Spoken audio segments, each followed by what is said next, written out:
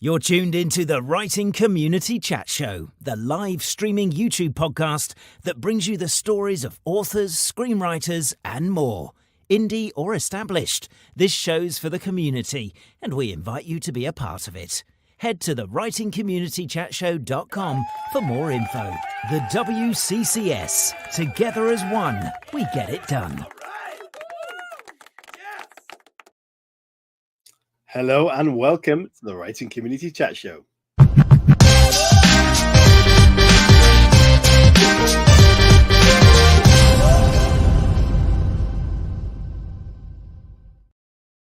Hello everybody and welcome to this week's Halloween special of the Writing Community Chat Show panel show.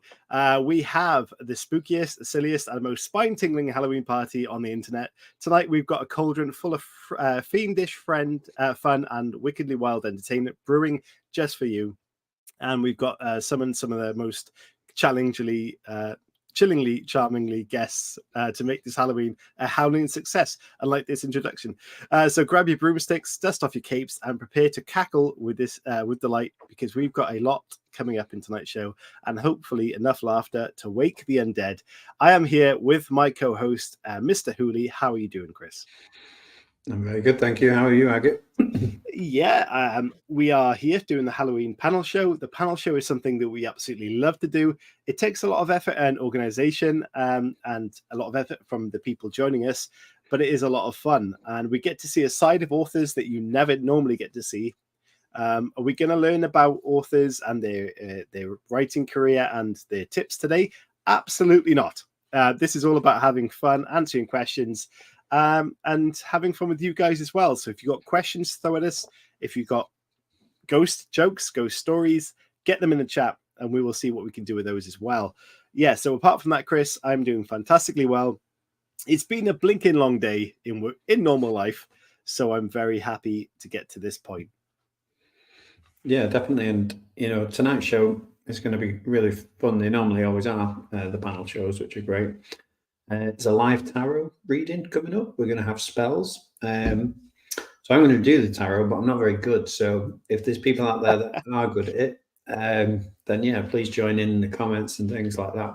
If you know the answers to the questions, try and hang back in the comments, because we can see the comments sometimes. So that is just my sort of provisor. If you know the answers to some of the questions, don't rush in the comments straight away, because unless I go, tell them, get in the comments, because that did happen last time. But the panel shows, like you say, they're always good. I think at one point we were like, can we just do panel shows, because they're so fun? Yeah, it really is. And it even grabbed the attention of Mark Billingham, who's a big crime author, who came on our show for an interview. And what he said at the end of the show was, oh, so what's this panel show I've heard so much about? But we just don't get to do it enough, because it's hard to get teams of people. So this panel show happens not just at Halloween, but generally. If you're a team of people, or if you're a person that wants to be on the Halloween on the panel show, by all means get in touch with us, because we'd love to run these more often. It's a lot more fun, and it should be a bigger thing. And we're definitely up for doing more. So get in touch. We can get you on here to challenge the WCCS team, which tonight is Mr. Hooley and one other. So he's one short. So it's going to be a bigger challenge. And can he lose his title? Because up till now, it hasn't been lost. And can you be the ones to beat him? Or will tonight's horror team beat him? I mean, that might happen, but I still have a very strong team member who I think actually has been a team member of mine in the past. So she's a returning champion as well, which is brilliant. But yeah, if somebody else does have a team, you need 3 people for that team, and then we'll put a team together for the WCCS. And yeah, come and take us on. We're undefeated so far. That might change tonight, but I'm confident that it won't. Yeah, it's a lot of fun. A lot of the authors that we have listening to the show, authors or not, and people that pay attention to this show, come from the United States. In fact, our podcast, which this week was announced on one of the online blogs, was rated #1 in the top 10 UK writing podcasts, which is fantastic news. It said 46% of our listeners are from the US. Now, we know in America that Halloween is a massive tradition, something to celebrate extensively, and we love that here. Me and Chris personally love that. but in the UK, we're catching up by a long way. But they said on the news this week, our budget, the UK people have spent on Halloween, had gone up massively in the past year. So I wonder if that is catching on, that in fact we are starting to see that as a bigger thing to celebrate. And I really hope it is, because we really like Halloween here, and the effort you guys put in is exceptional. We love it. I think it's a lot of fun, and people like the darkness, especially on this show. And why can't we celebrate that enough? So I'm all up for that. Chris, are you ready for tonight's show? I am. I'm very much at a headspace right now, but I'm missing the lower half. And I'm also missing my other team member. So I feel like getting her on as quickly as we can will make me feel more at ease. So you want the body to complete your head, is what you're suggesting? I am suggesting that, and she does. She's been on the show multiple times. She's a favourite of the show. I think we're actually her first interview as an author, and I've been to many, many more from that point. But it really does touch our hearts, our dead hearts, that we could help this person in their journey in any way, shape, or form, because she's an absolutely fantastic author. She's got an army of books, so many that you can just go and binge them all. But the Edge of the Breach series was the one that we looked at on the show, and that she spoke to us about. And yeah, it's absolutely fantastic in terms of, really, if you're looking for something next level for Halloween, it's horror in a lot of ways. There's some horrific scenes in there that will forever live in my mind in that series. So yeah, definitely check out this person's books if you're looking for something a little bit different this Halloween. But yeah, ladies and gentlemen, fantastic author Halo Scott. Hello, Halo Scott. Hi guys, you're way too nice to me. The body is here. I don't know if that sounds weird. The body has arrived. There's so many jokes I'm trying not to make. Thank you. Yeah, make the jokes. Yeah, thank you so much for joining us. Every time you come on the show, it's an absolute pleasure. On this show, the after show, we love you coming on the show. You are our first, and we can't help but love our first. But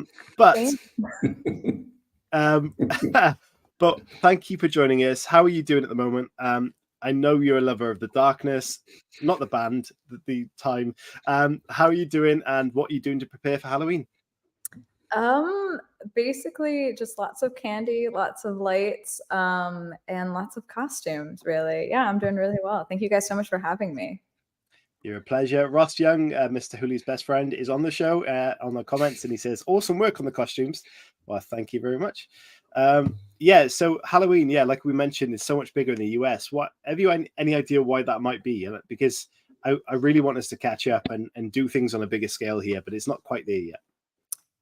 You know what? I think it's weird to me because like a lot of American culture can still be pretty prudish, except for Halloween. I feel like maybe that's what it is. Then we just get our like darkness and slutty sides out. So it is something that's happened in the past couple of years, or maybe last 10 years, that Halloween has become a bit more erotic than it usually used to be.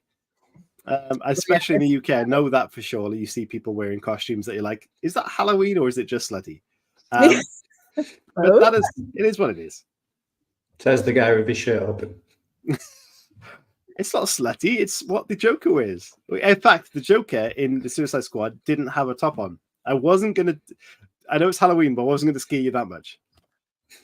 I love the costume. I was going to call us the Bone Team, but I thought that... I don't know if it works. Yeah, we can dig that. We'll go with the Bone Team. Right, hang on. I've got a terrible little whiteboard here for Halloween, obviously, and I put the Team WCCS. I'm not writing the Bone Team on it. Look at my spooky face here. Nice. Yeah, and Team Horror, which is the challenging team, and who is going to be becoming victor at the end of that? Not sure. See, I think we should be entitled to a name change because technically they're not Team Horror anymore. They're Team Malarkey. So we can be Team Bone. Goodness. I've got no things to wipe this off with. Lick it. I didn't do it. Team, what is it? horror. No, Team Bone. Team Bone. That's us. Team Bone. The Bone team. Yeah. That sounds so wrong. Back to the OnlyFans game, is it? Yeah. And someone just put in the comments "bow chicka wow." In my head, I just bone chicka bone bone. Yeah. Team Bone. Team And Bone. what was the other team? And, Malarkey. Yeah. How do you spell it? I think it's M-A-L-A-R-K. M-A. Thanks, Chris. Malarkey. M-A-L. Got you, what, 20% of the way there? I'm writing it like a child, or I'll just say it's horror text. Malar. K-E-Y? I think it's Ask K. Ross Boss, he's in the chat. Yeah. You've got to write and imagine, what does he call it? The Imagine Omnibus. Yeah, you have to write that after. That's it. You got to write Imagine Omnibus. I'm not writing that. That's ridiculous. Okay. Not ridiculous. I mean, lengthwise. That's just not happening. Thank you, Anna. Put that in the chat. Okay, right. Chris, we've got your team, which is 2 out of 3, but it's a strong 2. So the challenge is still exceptional. What we're going to do now is bring on captain of Team Malarkey, aka Horror, to see if they can beat and challenge the WCCS. And captain of that team is no other than Mr. John Ford. Hello, John. Good evening. How are you? We are good. How are you doing, sir? I'm okay. I don't know how I fluked myself into the position as team captain of the Malarkey team, but hey ho. It's a natural transition, I believe. Yeah. How are you doing, and where in the world are you coming from today? Well, I'm in Birmingham, Birmingham, England. That's where I used to live. I'm in Worcestershire, England these days since I moved house. Yeah, I'm okay. It's 8 o'clock in the evening. It's been a fairly nice day. I've finished work for the day, so we're now chilling out for the evening. So yeah, that's where I am in the world. And how much does horror or Halloween have an influence on you? Good question. I've never really been a massive horror fan of like horror films, but I do like anything with a sci-fi leaning towards horror. So I've always liked things like the Aliens movies, obviously. Yes. Event Horizon is one of my favorites. Absolutely. Halo's books have always been great. But yeah, anything that's got a sort of, I've always linked more towards sci-fi, but I do like sci-fi horror. Anything that's got alien creatures hunting people around there. Yeah. So I recently watched that. What was the film called that everybody's raving about the other week? No One Could Save You Now. Have any of you guys seen that yet? With the girl in the house who's been stalked by aliens? No. No? Okay, that's quite good. It's kind of like a silent movie. There's very little dialogue in it. It's just the one girl in the house and aliens trying to get her. It's quite good. I quite enjoy it. Okay, I'll check that out. Definitely. The film was good. Yeah, I'm a fan of all that as well. And I love the Alien franchise. I really did. The first 2 films, incredible. And what was the other one you said? What was it? Oh, Event Horizon. Event Horizon. Yeah, they do not make films like that anymore. And Sam Neill, who is an actor in so many different films, they never see. You don't see him playing roles like that anymore. No. The same with Lawrence Fishburne. It was just an exceptional movie ahead of its time. I think if that came out now, it would have a cult following that just loved it to bits. But yeah, brilliant film. Yeah, I'm quite happy with things like that spook me and have got aliens in them. So yeah, happy with that. Yes. Okay, you've got 2 team members on your team trying to take down the WCCS. Would you like to bring one of them on now? Yeah, so obviously we're the Malarkey's team, so we're representing the Malarkey's Imagine Omnibus. There's been 2 of those books out so far, and the 3rd one is due soon. Ross Boss, who's in the chat channel, he's currently sorting it out. So the first 2 came out a couple of months ago, but the 3rd one comes out. It's a Halloween-y October sort of witchy themed one. And there's 2 new members of the writing congregation that have contributed towards this one. The first one is Casey Devard. I hope I've pronounced that correctly. And we've got Alex Minns as well. So I don't know which one you're bringing in first, but do you want to bring whichever one you like, really? Casey first? Casey first. That sounds good. Welcome to the show, Casey. Hi, thanks for having me. You're very, very welcome. Casey, tell us a bit about yourself, where you're from, and what is your kind of writing about? Well, I write about paranormal and urban fantasy for both adults and kids. and I'm based in Ottawa, Canada. That's very interesting. The fact you write that for adults and kids, is that quite a difficult thing to do, or is it kind of completely separated in your writing kind of appearance? I mean, I write the kind of things, when I write for adults, I write the kind of things that I like to read. And when I say adult, I don't mean like erotic fiction. I just mean things starring grown-ups. Yeah. And then the kids stuff, I started writing for kids when my kids were really little, and now they're tweens and teens. So my writing is aged up a bit now too. But basically, I love telling ghost stories. Yeah. Have you had any real life ghost stories? I mean, I certainly have had some strange things happen in my life. The house I lived in when I was a teenager, we had a lot of weird things to do with water. Like, I swear there was a ghost in that house. Taps would kind of turn on by themselves. You know, you turned the tap off after you finished washing your hands. You turn around, dry your hands. Next thing you know, the tap is running again. Really weird things in that house that there is no real good explanation for. Yeah, brilliant. Chris, you're laughing. Have you got a ghost experience, mate? No, I had a question. Oh, okay. I don't know if I should ask you. I'm going to ask you, Agate. Oh, okay. Have you ever had a weird experience with a bone in the nighttime? A bone? Yeah, just because we're team bone. And I wouldn't say a weird experience. Okay. Took a weird turn all of a sudden. I'll leave it there. Okay, John. That's why I wasn't going to ask it. This normally happens like third way through the show, Chris. Come on. John, would you like to bring on your final team member, please? Yeah, so the other team member we've got on Team Malarkey this evening is Alex Minns. Hello, Alex. How are you doing? I'm good, thanks. How are you? We're good. We're looking forward to this. And you look fantastic. That's a great hat you have on. Whereabouts in the world are you coming from today? I'm in the damp and misty east of England today. Ooh. That sounds horrific in a kind of cool way. Yes, it's pretty thick around here. It was this morning as well. It was like driving into the fog at times. But yeah. Excellent. Yeah. It's quite spooky, the fog. How much is Halloween kind of a thing in your life? Is it normally something you prepare a lot for or have parties for? What's that like for you? We like to get sort of cozy up and watch TV, so we don't sort of go out. But so we sort of do it small scale at home. Really. Yeah. What is your favorite Halloween film? See, I'm a bit like John. I'm sort of on all the sci-fi sort of end of things, really. So, favorite sci-fi horror.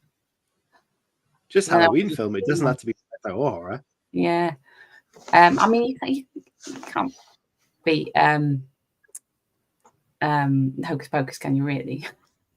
Excellent. Okay. Halo, I'm interested in what's your favorite Halloween film? Ooh. That's a good question. I liked I don't remember which one it was, but one of the Freddy versus Jason ones. I thought the carnage was nice in that. It was good death. Yeah, good death. What's the one where everyone goes to a lake and then they all... Oh, that might be actually Freddy versus Jason. The very first one, isn't it? Yeah. Oh, yeah. Sorry, this one. Okay. Chris, I know yours is not E.T., and you are very, very lucky because I was going to prank you tonight because I found this amazing mask and I've got a red hoodie and I was going to come on as E.T. and I knew you'd hate it, but it was going to be so I fun. actually had a dream last night that somebody did do that to me. So maybe you were sending that to me subliminally. I probably was. But I would have just left. I'm not going to lie. I would have gone straight away. I'm not up for that. That film was Friday the 13th, by all accounts. Yeah. I think I would rather watch Friday the 13th back to back every single day than watch E.T. once again. Cool. Okay. The fear is real. Have you seen all the UFO stuff that's coming out in the USA? There is a lot at the moment. Yeah, there's a lot of UFO talk. Yeah. I mean, one day somebody's going to film. Sorry, go on. was going to say one day somebody's going to film somebody in the garage and they're going to go, oh, look, there's something in the garage. And it'll be an ET-like figure. And then everyone will shit themselves. And then everyone will look at me and go, you were right. You were right to be scared. You'll see Chris Hooley bolting down the street. John, what were you saying? Sorry. I was saying, wasn't E.T. supposedly originally written as a sequel to Close Encounters of the Third Kind, I think, which is one of my favourite movies of all time. And it's the one movie above all of the movies that actually freaks me out more than anything else, more than any horror film I've ever watched. Because there's a little story behind that. When I was a kid, I watched that when I was a kid, probably about 8 or 9 years old. I wasn't very old. And you know the scene where the alien's trying to get in the house, they're trying to get the kid, and they're coming up for the floor grates, and they're coming down the chimney, and there's all orange lights everywhere. Well, I remember watching that film when I was a kid, and it freaked me out. And then I went to bed that night, and my parents used to live on a house on a main street with orange sodium lamps outside down the roads. So I was sitting in my bed that night with the covers up over it, with all orange lights in the room. And I was like, oh my God, I'm going to be taken by aliens. Yeah. So yeah, and to this day, that scene freaks me out in that film. Even though there's two things I remember from that film, and it was the mashed potato scene, and it was the music noise. It was the do do do do do, and I can never leave that. And that was a film I probably watched once or twice as a kid as well. But yeah, it's amazing. They're just things that stick to you when we were younger, but like now, in my mind, it's like, what do the kids watch now that will stick with them? And all I can think of, it must be films like Saw or The Purge. I don't know what they're going to watch that's going to stick with them, but they're not as entertaining in my eyes. Let me ask you a question, Agate, because this blew my mind the other day. Okay. So, Scary Movie, the film. Do you know the guy that has the sort of the smaller hand in the film, and he's got like the disabled hand, and he's got. There's a scene in that where somebody's falling, and he goes over the top. And I think he said something because I remember it as a kid. Okay. But can anyone remember the scene that I'm referring to? Really can't. No. Halo can a little bit. A little bit. So in the film, he's got a small hand and then a normal hand. And he says in the film, I think he says anyway, take my strong hand. And the reason I remember that is because we all used to do it in school. Take my strong hand. And he does it in a voice and goes, take my strong hand. And he's like, no, give me the other one. And he's like, take my strong hand. But anyway, apparently he doesn't say that. And it's what it goes into this sort of Mandela effect thing that a huge generation of people think that that's what he says. But apparently he doesn't. But I wanted to know what other people thought. But if you don't know the reference, we don't know that. So.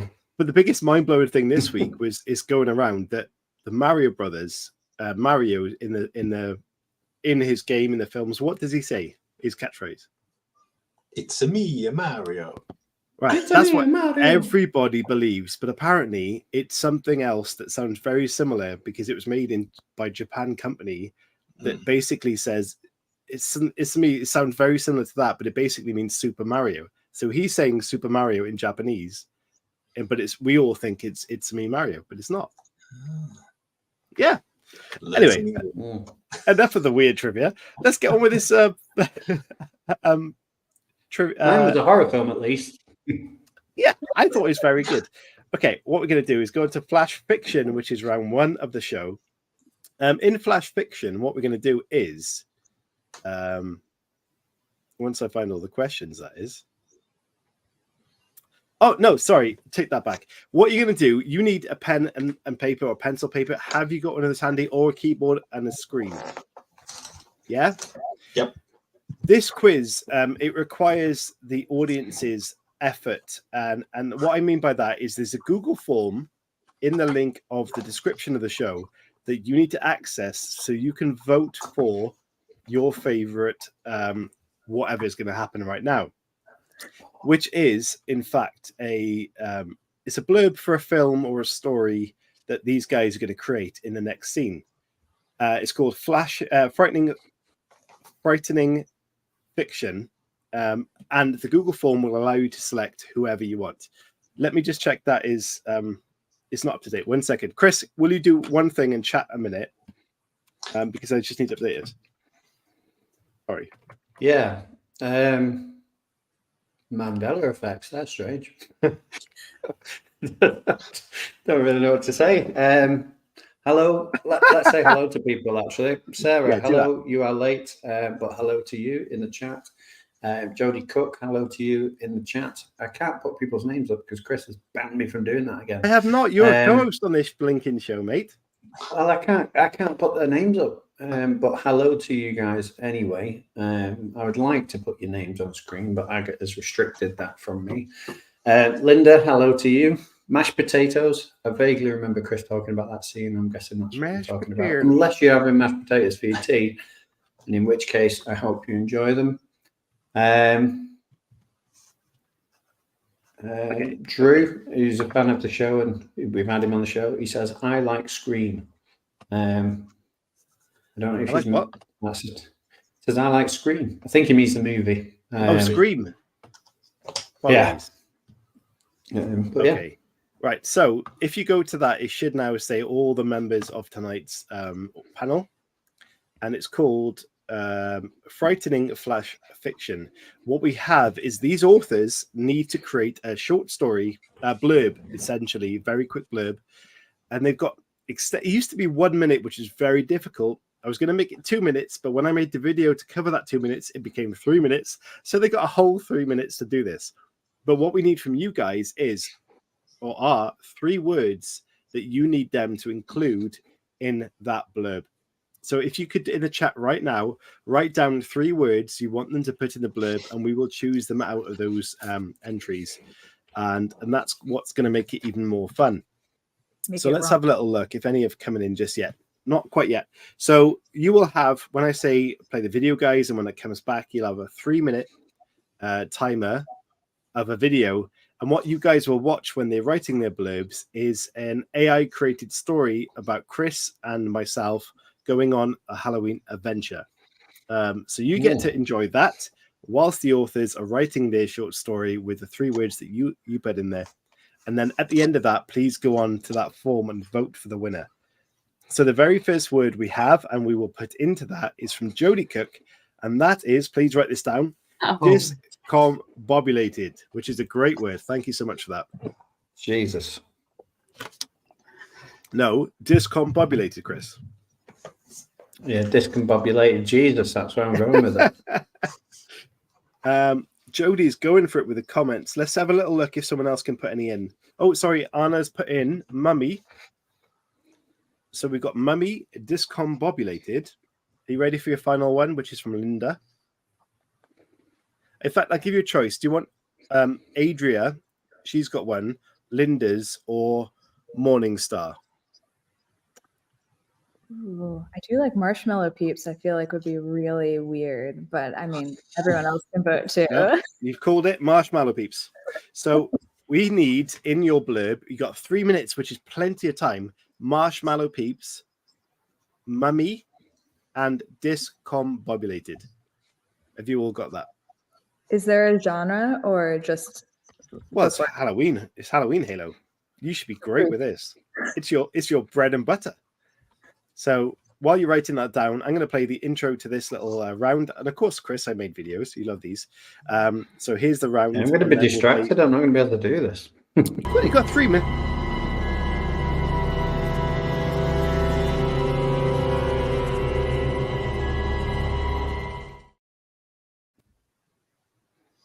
That wasn't 3 minutes. No, of course it wasn't. We haven't started yet. Are you ready? Oh, God. I don't care if you're ready. Yeah, go on. Right. Okay. What we're going to do is we're going to play this video. Let me find it. Otherwise, this will be awkward. Where have I put it? It's been a long day. Let me find it. Oh dear. I feel like the time has started for some people. I'm patient. It has not started. Do not put your pens down. People are scribbling away. You can hear scratching. They're cheating. Ready? Are you ready? 3, 2, 1. Remember, once they start, go onto the Google Forms. If you find one you love, vote for it. Let's go. Once upon a dark and stormy night in a creepy old mansion, Chris and CJ from the Writing Community Chat Show found themselves unwittingly trapped in their very own horror story. The wind howled and the rain poured like cats and dogs as they stood in front of the creaking, ominous mansion. Chris, the witty and self-proclaimed horror expert, turned to CJ, his trusty sidekick, and said, CJ, my friend, this place is the real deal. It's got all the cliches, thunder, lightning, and a forbidding mansion. It's like we walked straight into a B-movie horror flick. CJ, the skeptical and fearless one, rolled his eyes. Come on, Chris. It's just a stormy night, and it's probably just an old house. No need to be so dramatic. But as they entered the mansion, the door slammed shut behind them with a deafening thud. Chris gulped, CJ, I think we're in trouble. They cautiously explored the dark, cobweb-filled mansion. The walls seemed to whisper eerie secrets, and strange paintings of people with eyes that followed their every move lined the hallways. They entered a dimly lit room and found a dusty Ouija board. Chris couldn't resist. You know what they say about these, right?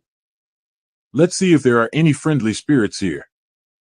They placed their trembling fingers on the planchette, and it started to move, spelling out, get out. CJ chuckled nervously, oh, just a friendly spirit, right? Before they could react, a ghostly figure emerged, moaning, you shouldn't have come here. They screamed and fled the room, their hearts racing. As they ran through the mansion, doors slammed shut, eerie whispers grew louder, and the paintings came to life, chasing them. Chris, still holding the Ouija board, yelled, I take it back, CJ. This is no B-movie, it's a blockbuster. Finally, they reached the front door, only to find it locked. The ghostly figure appeared again, and this time, it was singing a haunting lullaby. CJ exclaimed, all right, Chris, any brilliant ideas now? Chris, his voice quivering, replied, well, CJ, I've written enough horror stories to know that we need to outsmart the ghost. They quickly scribbled a note on the back of the Ouija board, Dear Ghost, we're writers, not Ghostbusters. Let us out, and we'll write you a better storyline. To their surprise, the ghost chuckled and unlocked the door, disappearing into the night. They made a hasty exit, vowing never to mess with Ouija boards again. As they left the mansion, CJ turned to Chris, I guess we just wrote our way out of that horror story, huh? Chris nodded, yeah, CJ, and our next show's gonna be a hit.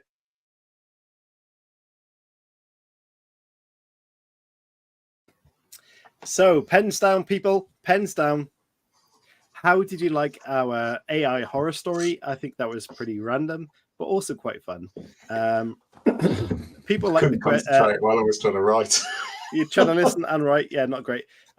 Adria says the way it yeah, says hearing CJ. your name a lot. Chris, Your name was in there just Chris. I'm trying to write, mate. Chris. Okay. As the visiting team, you are John. You're still writing. Sorry, I was just underlining my words. Oh yeah. Points deducted, Aga, because Team Malarkey started writing before we even started the timer. Yeah, Team Bone's following the rules. There is 5 points, 5 big Show points of for the hands. winner of the votes. Okay, so your votes are very important. John, stop writing.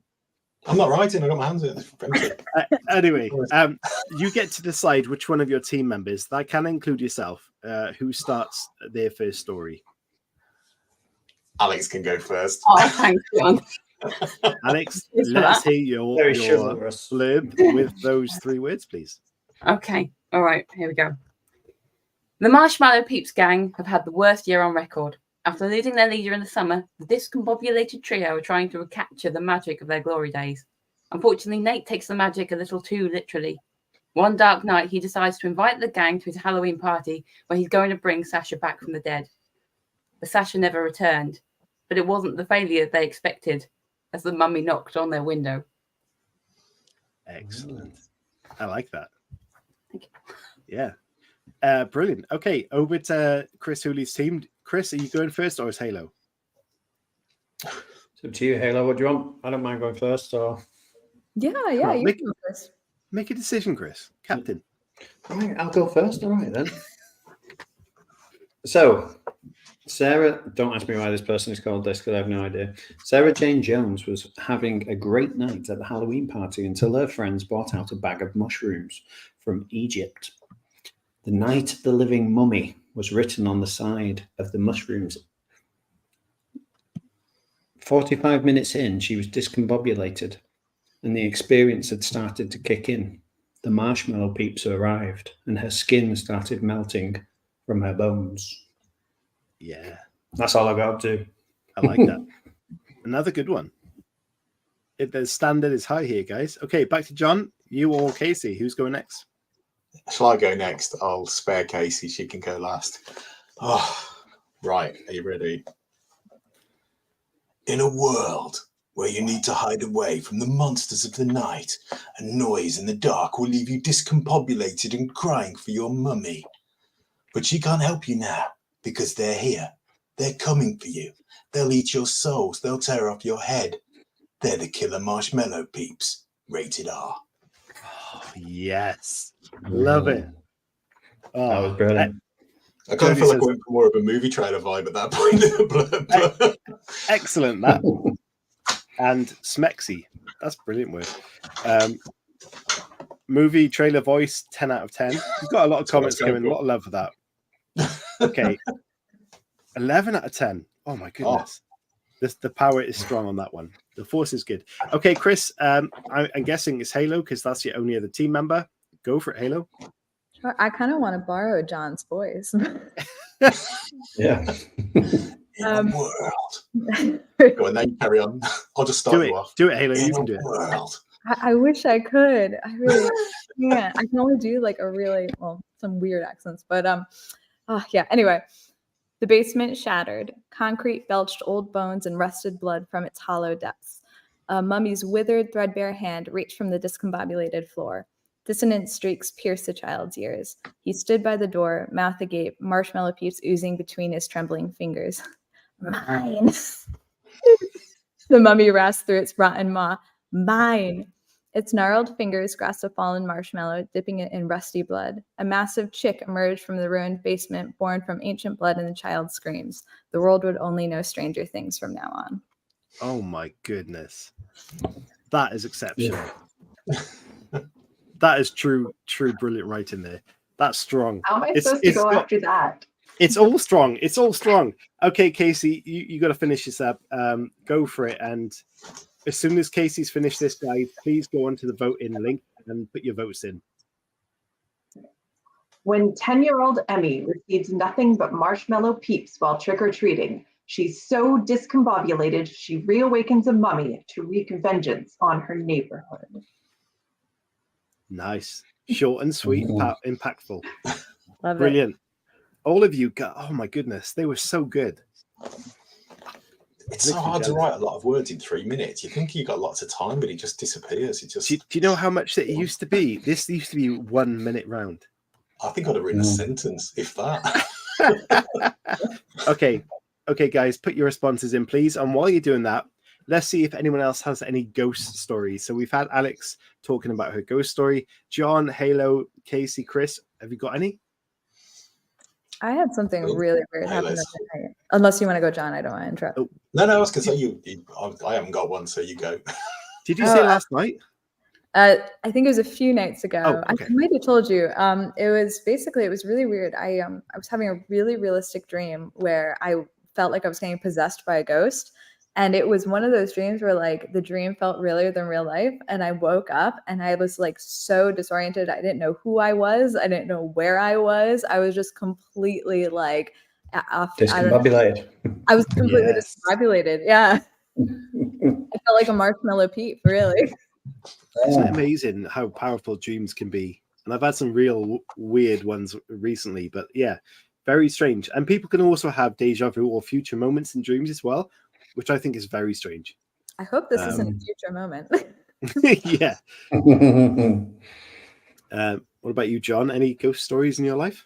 No, not really. I'm one of those. I've never seen a ghost. I couldn't tell you whether I believe in that sort of thing or not because I've never experienced. I was talking to Nikki Anderson, NT Anderson, my temporary partner in crime, she's just moved into a new place and she's convinced that's haunted. So we should have had her on tonight because she's convinced that the place is haunted. So, but no, not for me. I've never had that sort of experience. I'd say I have. No, never really have. I've never seen anything sort of paranormal or anything like that. I wish I'd had, because I believe in, especially like the UFO sort of stuff. I believe in that because I'm heavily alien orientated, but never seen anything that's really spooked me out in that respect, unfortunately. Wish I had. Yeah. Have you seen that thing on Netflix, Agate? It was the ghost hunters in America. 2 really famous ghost hunters. And there's this, it's very recent on Netflix. I can't remember what it was called. Oh, The Devil's something. Nope. Anyway, these 2 really famous American ghost hunters, they went to this kid, and his mum said he was possessed. And I'm sure somebody in the chat can find out who this is, but the kid said he was possessed by the devil. And anyway, long story short, they take this kid to a church and they try and do an exorcism in the church. And then one of the guys says to the kid, as he's like swearing at him, like in The Exorcist, and saying all sorts of horrible stuff. And this guy says, "Don't take this kid, take me." And then this woman, who's like really famous ghost hunter, she says, "Oh, you shouldn't have done that. You should not have done that." Anyway, a few weeks later, he murders somebody in cold blood by stabbing him like multiple times in the middle of the street. And his whole trial was based on the fact that he said the devil made him do it. Yeah. But I watched that with Paige the other day, and afterwards, literally, I was falling asleep on the sofa. I was so tired, and then I saw like a face like in front of me as when you're sort of in between sleep. Honest to God, it was like a devil's face. But obviously I've just been hearing about it, and then I saw it, but it was so vivid and it absolutely terrified me. I was like, what was that? It's just there, right there in the space. But yeah, Adria says, watch it. Is it Devil on Trial? Sorry. Devil on Trial, yes, that's it. Yeah. Oh, there you go. Thank you very much.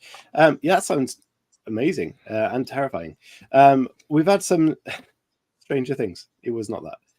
Oh, no, sorry, that was Halo's story. Adria says, I've seen ghosts like, and I don't really believe in them. I have seen ghosts like. Okay.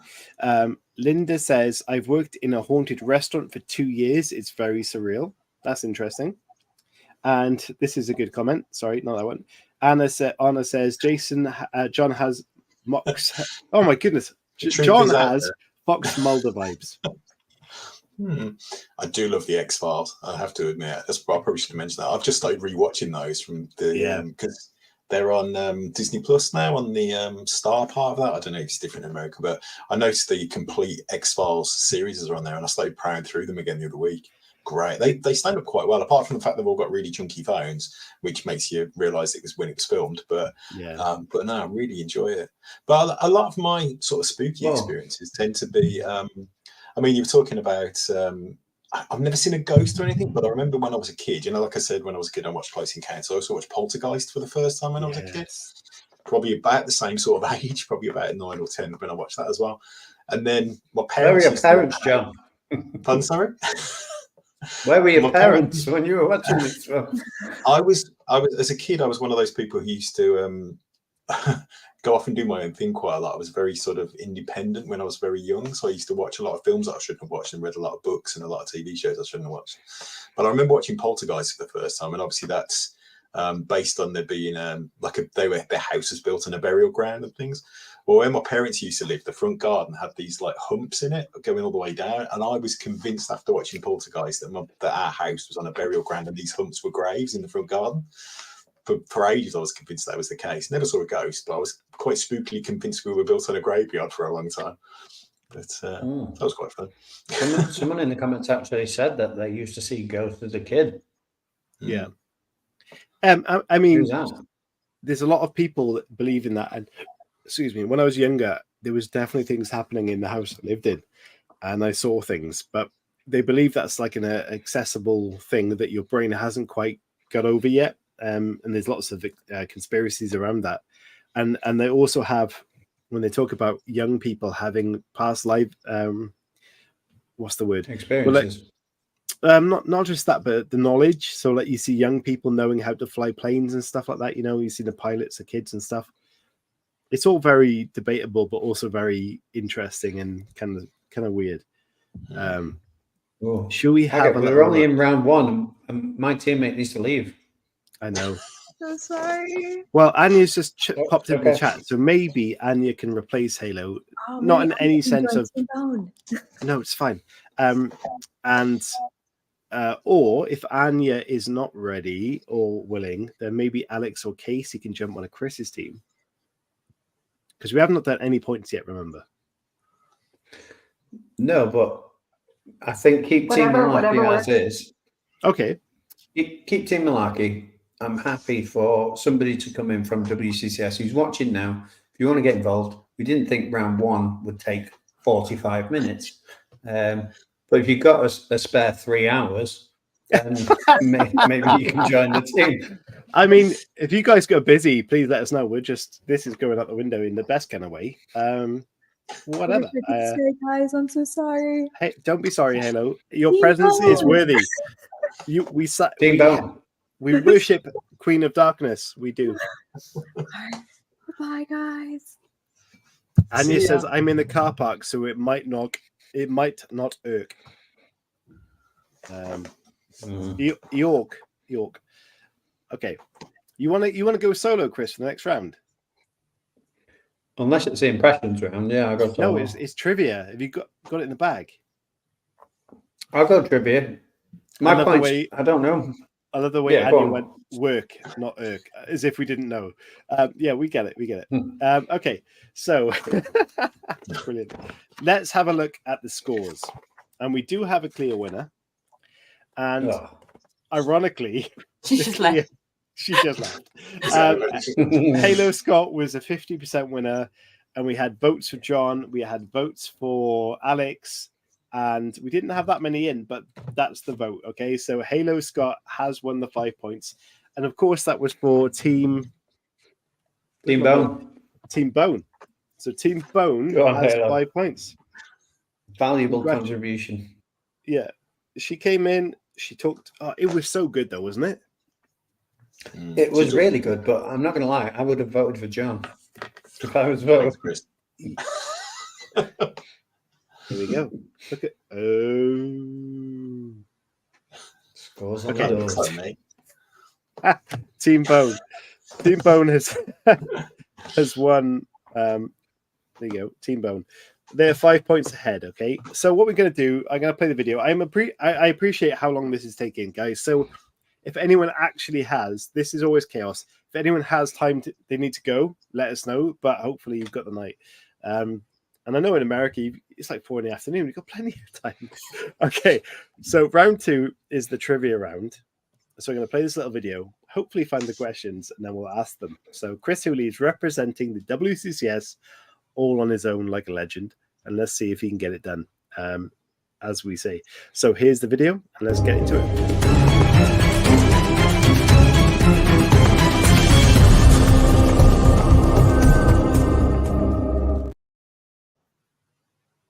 Ooh. Okay, trivia round. We get 2 points for a correct answer. However, if you get it wrong, it is passed to the other team, and they can get 1 point with the answer if the initial team does not get it correct. And when I say team, this is not team, this is team members. So it's not conferable.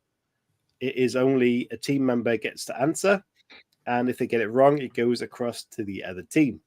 So as the trailing team, Team Malarkey, John Ford, you get to select a number, whether question 1 all the way up to question 8. So give us a number and we will start with you and we'll give you the question. Question 5. It's going to number 5. Okay, the question is, a zombie apocalypse has broken out. Which one of us in this panel survives?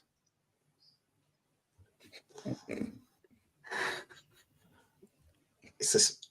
Have you It's a tough one. come up with It's an a tough answer one. for this? Yeah, it's already predetermined based on the emails you gave me earlier. So Halo was involved, so she is included in that. Okay. Okay. Oh my god. It is completely random in this group. I do not know people's skills or the survival ability, but someone was chosen Just to be the randomly picked, was survivor. it? I'm going with Alex. Thanks. Good work, Alex. It was not Alex. Oh, So we are going over to Chris Hooley, representing Team Bone. It's either Team Bone. John Ford, Casey, Chris Hooley, or Halo Scott. Which one are you choosing? I'm going to pick John. Unfortunately I've not. watched all the It Walking was Dead series, Casey. this. I do Casey know what was I'm the doing. survivor of the zombie apocalypse. And so 0 points for anybody right there. Okay, that was question. Sorry, what was it? 5. Let's get rid of that. Okay, over to Chris Hooley's only team. Chris Hooley, which question are you gonna ask your get asked? Number 1 to Question 8. We just had 8, didn't we?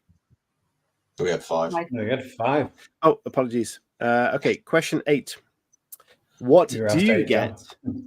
when you drop a pumpkin? Is it, you got multiple choice for this one? Is it squash, a smashing pumpkin concert, pumpkin spice explosion, or jack-o'-lantern Humpty Dumpty? This is just a joke. This is not. It's just I'm random. not happy with this Nope. quiz. Not at all. Get over it. There's a science and nature round. I'm not happy with this because any of these answers can be true. You would never hear that on the chase. Shut up. Get on with it. Chris Hooley. I'm going to say D, a jack-o'-lantern Humpty Dumpty. Absolutely not. Get over it. Over to John. You get to Rick. select somebody that Go can on, answer Casey, this. you can have a stab at it.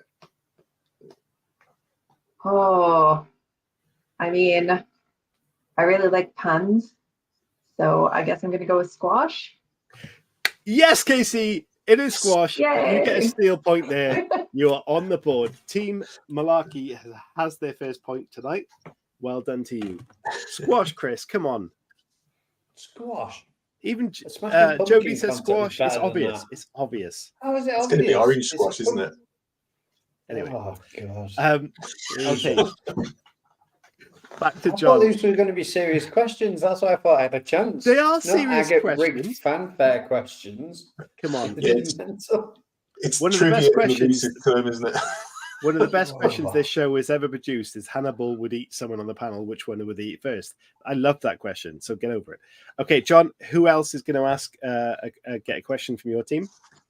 I guess we've all answered the question. Oh, I haven't answered the question yet, so I'll go this time. Okay.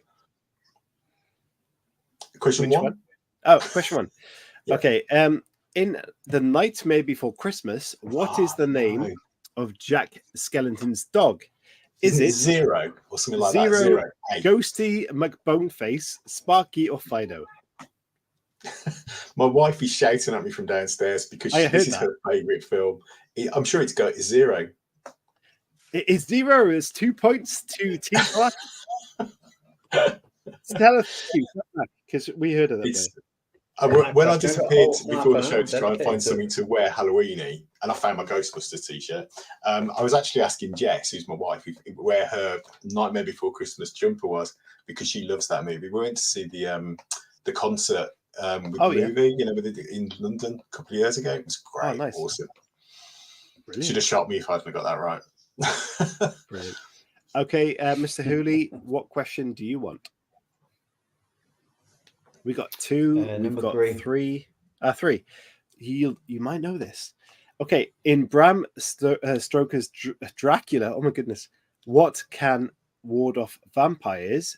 Is it a crucifix, sunscreen, garlic, or no vampires allowed sign? A crucifix.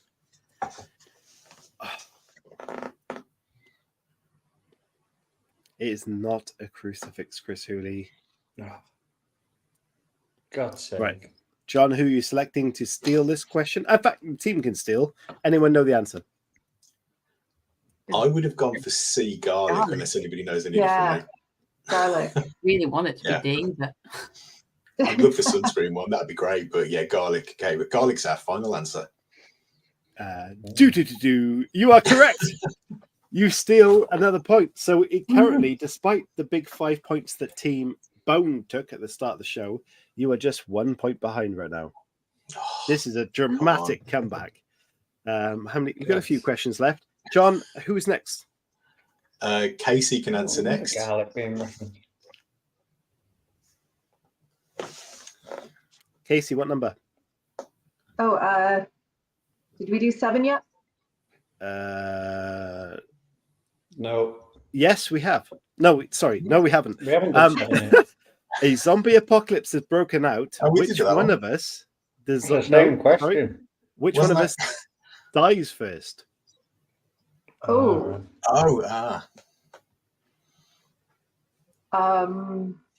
Any of the panel, This is a terrible including thing to Haley. have to guess. No, it's not. It's logical. It's not. Which one of us survived? Because I couldn't hear the answer last time. Halo survived. Okay. I'm going to say I died first because I don't do zombies. Unfortunately, you did not die first. So it goes to Chris. Or Hooley's fortunately. turn. Well, yeah, fortunately, you did not die first. Chris Hooley? I'm going to say it's me that dies first because your AI. Because I'm what? Because it's your AI system, so I'm just saying. My AI system? No. It's not the AI, but yes, it is you. You did die first. Yeah. So well done to you, sir. It's 6 points, 2-4. I'll take that. Okay, have we got more questions? We've got Joe's saying questions. crucifix and garlic in the comments. No. That's not what I had in the answers. Irrelevant to what else was out there. Come on. No, it's not happening. Chris, please, you've got question 4. You've got question 6. 2 or 6. Number 6. Okay, let's have a look. Mm. What do you call Or a question group of 2. witches? No, you said 6. What do you call a group of witches that live together? Is it a gaggling of gals, a coven, a witching kitchen, or a spell-binding sorority? Oh, God. Oh, man. Really? Yeah, I'm stuck between A and B, to be honest. Oh, my God, Chris. I This is don't like a know. joke question. Yeah, but I actually don't know. You need to up your witches game. I don't know an awful lot about witches, clearly. I think kitchen is bitching. That's true. I'm going to say A because I really don't know. A gaggling of gals. You think... Oh, all right. I'm taking the first answer. No, it is not a gaggling of gals. Okay, over to Team Malarkey. I don't know. Which one is a group of witches that live together? I'm fairly sure it's a coven. B. Yeah, it's got to be a coven, right? Of course it is. I mean, Chris Hooley. Oh, my goodness. You're representing our What? team here. Gaggling of gals sounds better. 6-5. 6-5 right now.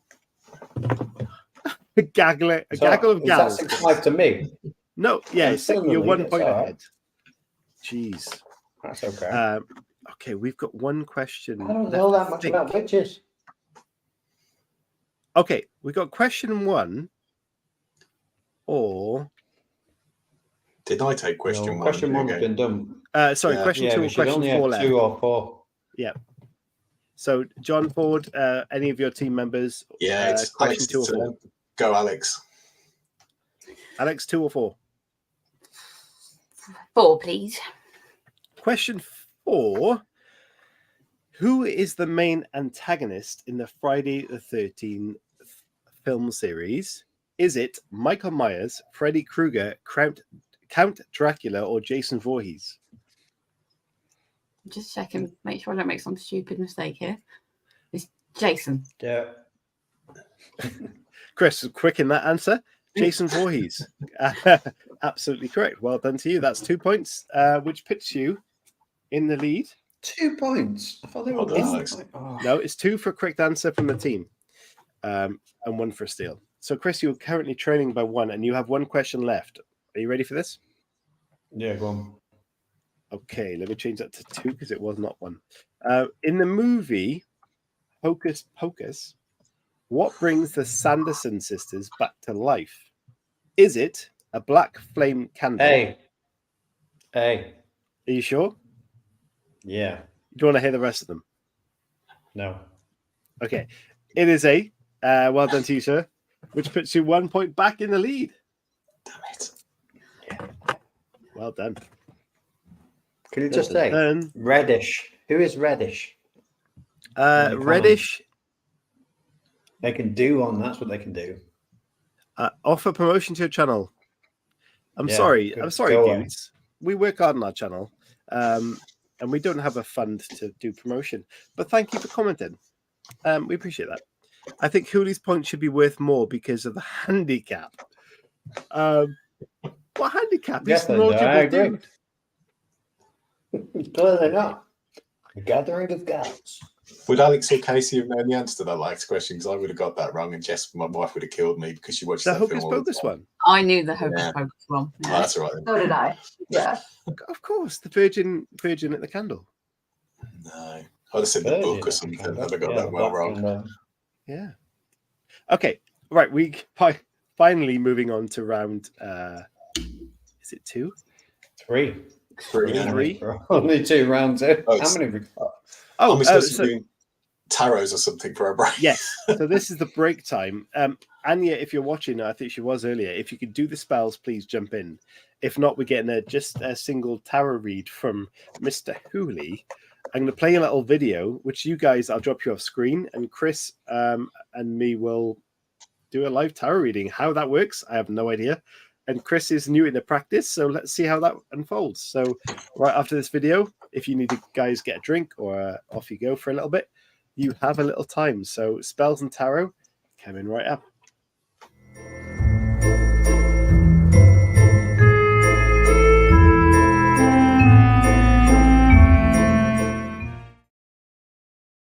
So, Mr. Hooley, I believe you have got a recent skill that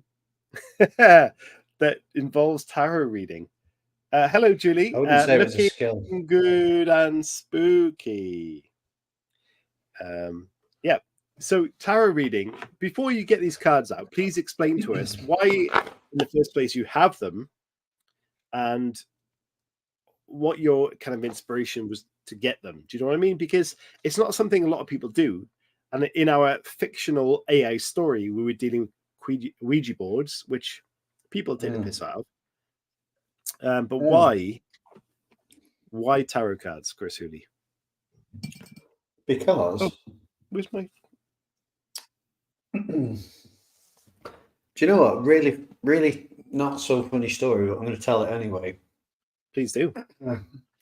So my granddad died about 4 or 5 months ago, and every time I had a bad day, Jehovah's Witnesses came to my door. Now, shit, you know, I'd have a bad day. The following day, Jehovah's Witnesses would turn up.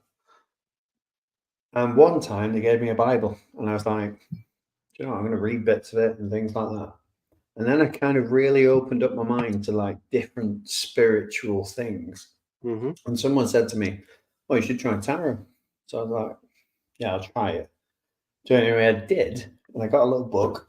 Obviously, writing community chat show, you read a lot.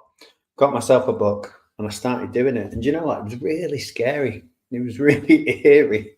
The types of things I was getting in the readings were the things that are, you know, it could be subliminal. It could be the things that you want to hear at that moment. Those type of things. Mm. But I found it really quite scary, and I did it for a few people. Did it for like work colleagues and people like in the closed circuit and stuff, and people are going, "Oh yeah, that's true." Yeah. So we'll see, and we'll try it tonight with yourself, Agger. Have you any knowledge that it can be done virtually like this? I don't, and I think the key, to be honest, is for you to actually have the cards in your hand. Well, of course, because I've been to readings live, but I can't physically have them. So this may be the start of something incredible. Well, maybe. You were saying that you were going to scare me with an ET mask. So maybe there is, and I had visions last night of somebody doing that. So maybe there is some sort of spiritual connection between us anyway. So I'll shuffle them for you. Okay. I mean, you can hold them up on screen. I could point to which ones I feel drawn to me, right? Not necessarily, because different people do it different ways. Some people do it when you shuffle and the cards that protrude from the pack are the ones that you'd select. Some people just shuffle until you feel the moment sort of right. So okay. Go for it. And then do what you feel like you want to do, and we'll just unfold whatever this is. And what I'll do is I'll shuffle for you. Yeah. I'll do sort of a continuous shuffle. If you close your eyes and then you go, I feel pretty good at this point now. Okay. What I'll do then is I'll draw the top card. I mean, I was born on Friday the 13th, Chris. But, so this could be a terrible reading, but we'll try it. But I genuinely, if anything relates to me, I will tell you, okay? So I will be honest and open about this. So do you want me to close my eyes now?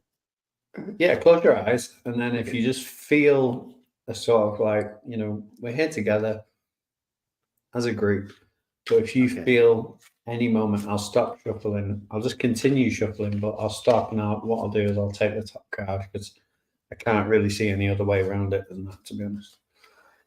Are you shuffling now? I'll just continue in the shuffling. So if anyone in the chat wants to give a reading to join mine, then I'm happy to do that, because I'm still very much initial impression and then buy the book. So if there's people who want to comment in the chat, please do so. Don't feel pressure, Agate, just whenever you feel. I'm not.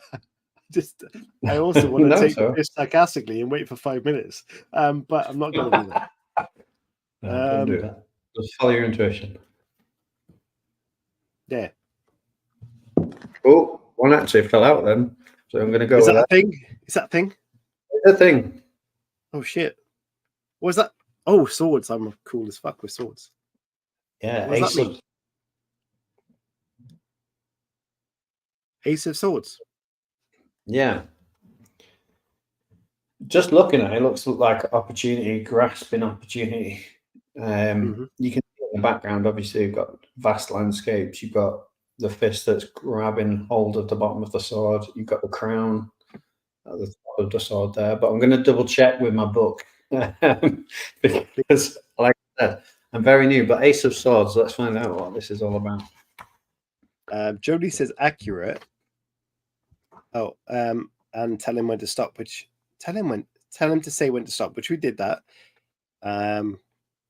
Linda we did do that, and that card popped out. Linda says I went to a psychic reading, and she told me I'd have to be a medication for mental illness. Not a great takeaway. It's not a great takeaway, but I was open about this on Mental Health Day. I'm on medication for mental illness or depression, and it's not a bad thing. It's actually been very beneficial to me. So don't be scared of that. Chris, go on. So the Ace of Swords is that amazing idea or plan that comes to you from nowhere. The potential seems so life-changing that perhaps it sets you on edge. It is a mind-blowing path that prepares you dare not take. It is bold and glowing, so maybe it asks you to be the whole other person. Maybe this is true, Agate. Maybe you've got a great idea recently. Here we go. At this point, you might shut it down. You might feel afraid of what other people think. For it is not just an idea, it is a whole lifestyle change, a step into another realm of being if you are brave enough to see this through, it promises Yes. transformation. But transformation isn't always comfortable. So Yep. this card is easy to ignore for years. The thing is, if you ignore this kind of calling, eventually the universe has her way of bringing it to you. There are varying degrees of how the universe forces change on us, but listening to the Ace of Swords now may well prevent all kinds of drama in the future.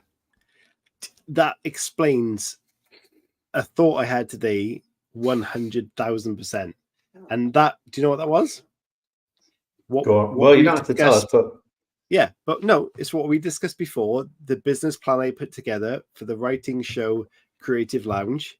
I was talking about that today, and how I feel like it's something that is absolutely brilliant and beneficial for so many people in any city in the world. And it could be a huge life-changing job for me, but I just don't know where to go with it or how to like step forward into it. That's literally how I explained it today. And you just brought that up like that. Well, keywords: promised, potential, possibility, transformation, change, ideas, growth, and development. Those are the keywords. Amazing. In the comments, Adrian says he's going to be the new King of Wales. I don't think so. But also, Agate was in the military, correct? On a bright and shining day, our brave, noble Agate will pull the sword and become the mighty king. The sword in the bone.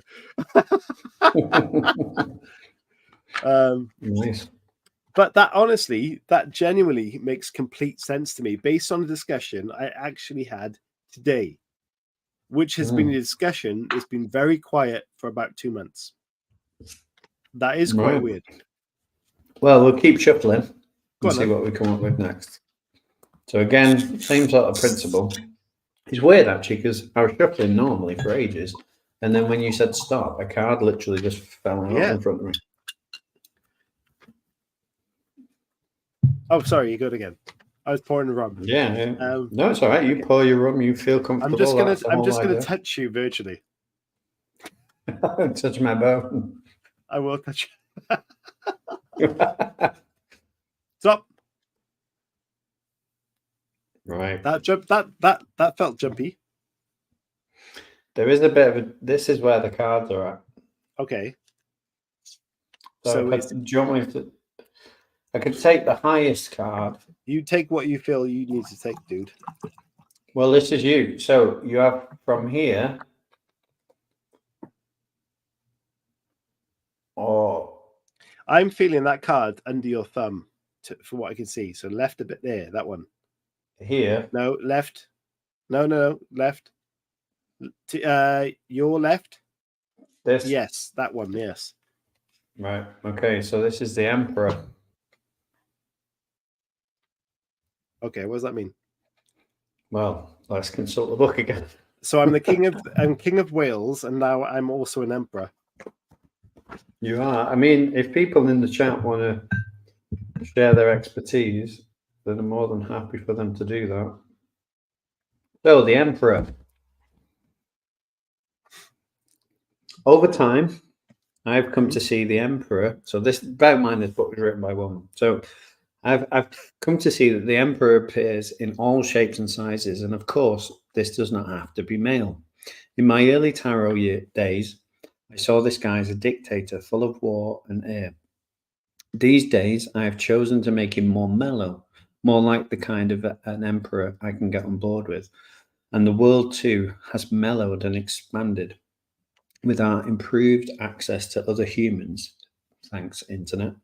I can now find in all kinds of public people and leaders that this is one of the fascinating things about the tarot. It can give you it can grow as you do, as the world does. As you come to change your understanding of the world, you can see how each card represents not a fixed stereotype, but a whole host of types of people. The Emperor is a keen promoter of structure and status, although I feel he's a flux in these modern times as he changes state and shape. His being is in revolution, at times despair. This is an exciting time for an Emperor energy. As a card, he embodies societal change, but the question is, does it change for him because he wants it to, or does it change because of him and because of the people he rules rebel? The Emperor is often searching for safety, power, and solidity. He acts unafraid and appears to be in total control. This can be reassuring as it can be terrifying. If you are on his side, this may be quite empowering. If you are against him, then you have your work cut out. The Emperor can choose to share his power. He can be the type of leader who raises himself by sharing what he knows. In this aspect, he is spiritual and loved. As a traditional masculine card, he represents the battle of self against everyone. His path is preoccupied with being on top no matter what, and this can lead to great expansion and incredible deeds. He's bold and of fiery character. When balanced, he is inspiring and a passionate leader and thinker and builder of life.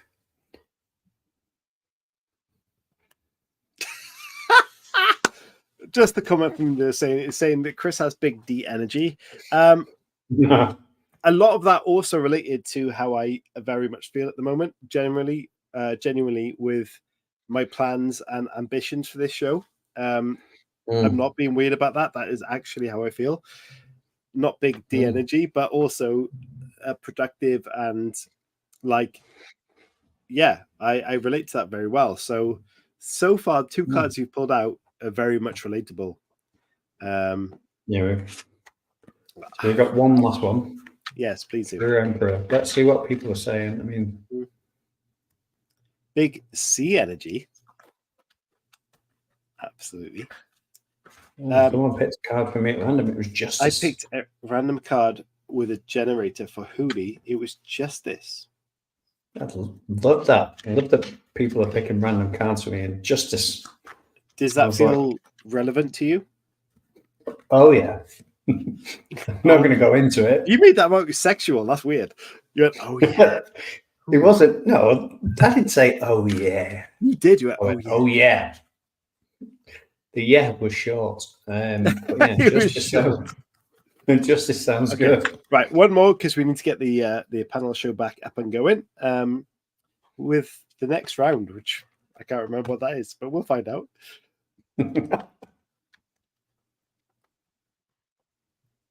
Are you doing cards?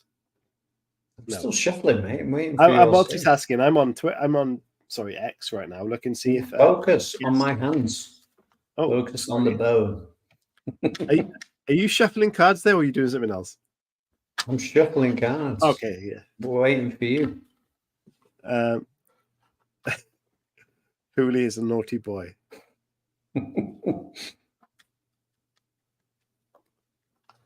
Okay. I gotta focus. You've got to focus on my hands. That's the key. This is definitely an OnlyFans show. It's not an OnlyFans show. I've got my chest out, and what I'm watching your hands is weird. Yes. Yeah, stop. Oh. We have the Hangman that was first. We actually had 2 cards there. I'm going to make you pick left or right. Well, you're shuffling them. That's not fucking helpful. Yeah, I currently feel like this is Ghostbusters and you're Jason Bateman, and he's got that electrical thing. And if I'm the chick that you don't like, you're just going to buzz me either way. No, I feel the one on your left. This one. Your left. Or this one. Yes, that one. So this one.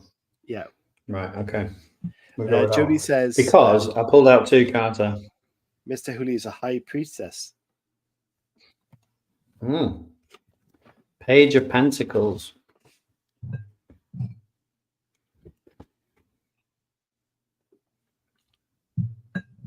Okie dokie. All right. This is a great break for everyone else, by the way. Not so much for me. No, because we both need to go to the toilet, and everyone else has. Correct, but no, Yeah, exactly. And I'm a one-man team. There we go. Right. So the eight. Oh no, you're not the ace. You're the page of pentacles. So far we've had 2 very good cards that actually relate to me at the moment. So the third one could be. I have no idea. I'm sure it will, but I've just got to find where the reading is because I cannot. Adria said, "Your left, no, the other left." Sarah, hello to you. How was your Halloween party going? I'm not there currently. Tarot. I want to say tarot because I'm stupid. I'm sure. Yeah. There we go. Right, Page of Pentacles. Here we are. Mm-hmm. So that's the card that you picked, Tiger. The Page of Pentacles often depicts an opportunity and or good news coming your way in terms of finances or marital plans and goals. She represents a venture that can lead to intriguing developments. You are being recognized for your unique approach to life and work, and this will attract interest from investors and employers. This in turn might lead to new learning opportunities or indeed opportunities for you to teach others your way of doing things. Allow yourself to be excited and to push this energy in arising directions. Bring youthful energy to the table and think outside the box. Be willing to go the extra mile and find ways to inspire those involved. No matter what plans lay ahead, they look set for triumph and continued development. Be sure that you keep your eyes on the details, and all should go very well indeed. The Page of Pentacles asks that you are not afraid to bring your own personal style and quirks to the table. It is only through individuality that evolution is achieved. Honor your personal vision and don't alter it to fit anyone. Keywords: successful project, development, triumph, new ideas, individuality, vision, creation, inspiration, coaching, and design. That sounds unbelievably like the business idea that we have, all of that links up to that, which is incredible. But what I can't get over is I can't stop staring at your hair. It's incredible. Put your head down. Put your head forward. Isn't that amazing? But anyway, there's your cards in order. If somebody wants genuinely, to... I'm going to screenshot this. Every single one of those cards link up to the business idea that we have for this show, and that I've been putting off today quite a lot actually, because society, that's not how it dictates that we should be like. But everything in that suggests that it's something worthy to chase and to believe in. So if you believe that's a true kind of reading thing. What I will say about that reading is that it's very much geared towards you, and you have the power all the way through. Really, you've got the grasp on the sword, you've got the Emperor, and you've got the Page of Pentacles, which is literally holding a concept of power. And I think if you put your mind to it, I think you will succeed in what you're doing. And that's not a show plug or anything. I think that's just what the cards are saying. Yeah. Well, we will succeed. Right. What we're going to do? Thank you so much for that, Chris. Honestly, that is fabulous, and I think you should continue on that craft, because a lot of people do that. I say a lot. People do that, but it is something that if you actually believe you're in tune with, why not? And it's good for people. So we're going to move on to, we've done spells and we've done trivia already, and we've done our flash fiction.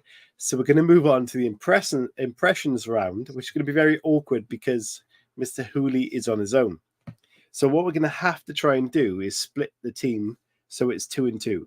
Otherwise, it's unfair for Team Hooley. So what you need to do is substitute one person from the other team for this round only. I'll take Alex for this round only, but I am going to go for a wee. Well, we also need a wee. So what can we play right now? I don't really know. Have we not got a minute trailer of something that we can play, which is just going to... What was the I've got a writing minute one? trailer. The writing one is 3 minutes. You want to play that? Okay. Yeah. Okay. We're going to have a we'll 3-minute break, and if you missed the 3-minute AI trailer horror story of me and Chris and CJ, we're going to play that again, and we apologize because it's an hour and 20 minutes in. We need a wee. I'm going to come right back with the next round. Please get in the chat and chat to each other, and in this time, send some questions in for the guests, and then we'll see if we can ask them very briefly before we start the next round. So here's a trailer. We'll be going to the toilet, not together, and we'll be back very shortly. Thank you very much, guys. Once upon a dark and stormy night in a creepy old mansion, Chris and CJ from the Writing Community Chat Show found themselves unwittingly trapped in their very own horror story. The wind howled, and the rain poured like cats and dogs as they stood in front of the creaking, ominous mansion. Chris, the witty and self-proclaimed horror expert, turned to CJ, his trusty sidekick, and said, "CJ, my friend, this place is the real deal. It's got all the cliches, thunder, lightning, and a forbidding mansion. It's like we walked straight into a B-movie horror flick." CJ, the skeptical and fearless one, rolled his eyes. "Come on, Chris. It's just a stormy night, and it's probably just an old house. No need to be so dramatic." But as they entered the mansion, the door slammed shut behind them with a deafening thud. Chris gulped. CJ, I think we're in trouble." They cautiously explored the dark, cobweb-filled mansion. The walls seemed to whisper eerie secrets, and strange paintings of people with eyes that followed their every move lined the hallways. They entered a dimly lit room and found a dusty Ouija board. Chris couldn't resist. "You know what they say about these, right? Let's see if there are any friendly spirits here." They placed their trembling fingers on the planchette, and it started to move, spelling out, "Get out." CJ chuckled nervously. "Oh, just a friendly spirit, right?" Before they could react, a ghostly figure emerged, moaning, "You shouldn't have come here." They screamed and fled the room, their hearts racing. As they ran through the mansion, doors slammed shut, eerie whispers grew louder, and the paintings came to life, chasing them. Chris, still holding the Ouija board, yelled, "I take it back, CJ. This is no B-movie, it's a blockbuster." Finally, they reached the front door, only to find it locked. The ghostly figure appeared again, and this time, it was singing a haunting lullaby. CJ exclaimed, "All right, Chris, any brilliant ideas now?" Chris, his voice quivering, replied, "Well, CJ, I've written enough horror stories to know that we need to outsmart the ghost." They quickly scribbled a note on the back of the Ouija board, "Dear Ghost, we're writers, not Ghostbusters. Let us out, and we'll write you a better storyline." To their surprise, the ghost chuckled and unlocked the door, disappearing into the night. They made a hasty exit, vowing never to mess with Ouija boards again. As they left the mansion, CJ turned to Chris. "I guess we just wrote our way out of that horror story, huh?" Chris nodded. "Yeah, CJ, and our next show's gonna be a hit."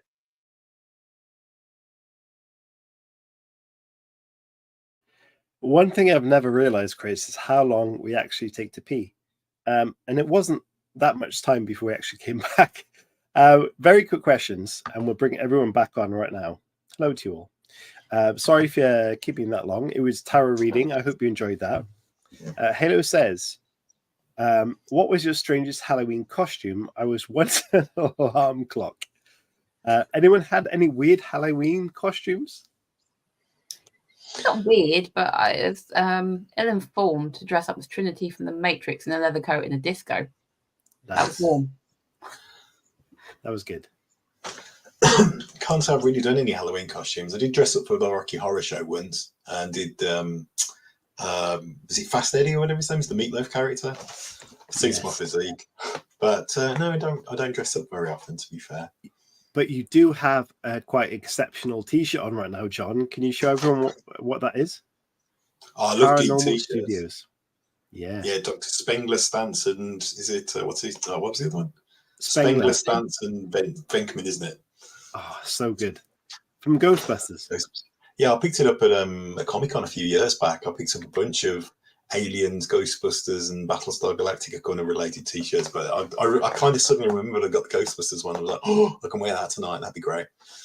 Halo says, John, I want to harvest your movie voice. I told her she can have it.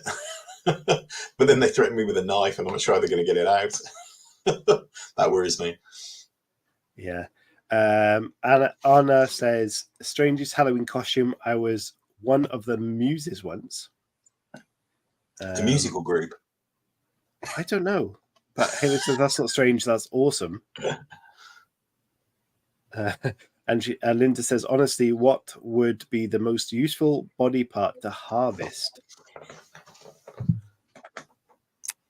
Depends what you want to. Go on. I'm interested. Oh, it depends on what you're using it for, isn't it? I mean, anyone could always use an extra pair of hands. Okay. Yeah, I mean, there could be other things. Anya says BSG for the win. What for miss? BSG?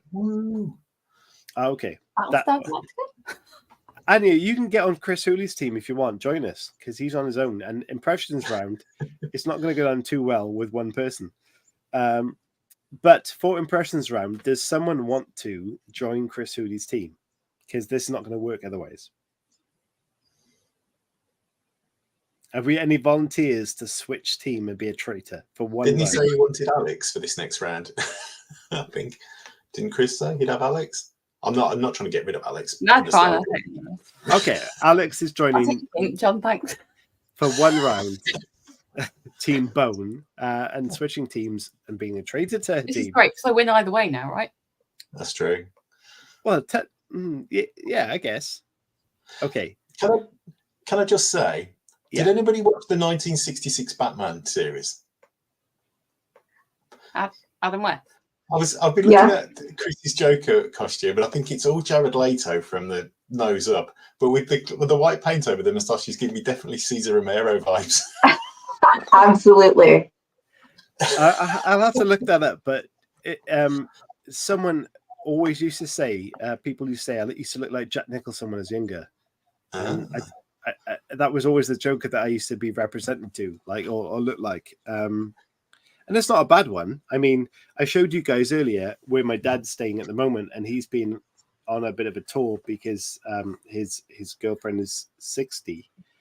And this is very cool. And I showed the guys earlier, so I'll show you as well, that he is actually staying currently in the Stanley Hotel, which is the hotel from the Shining movies, which is incredible.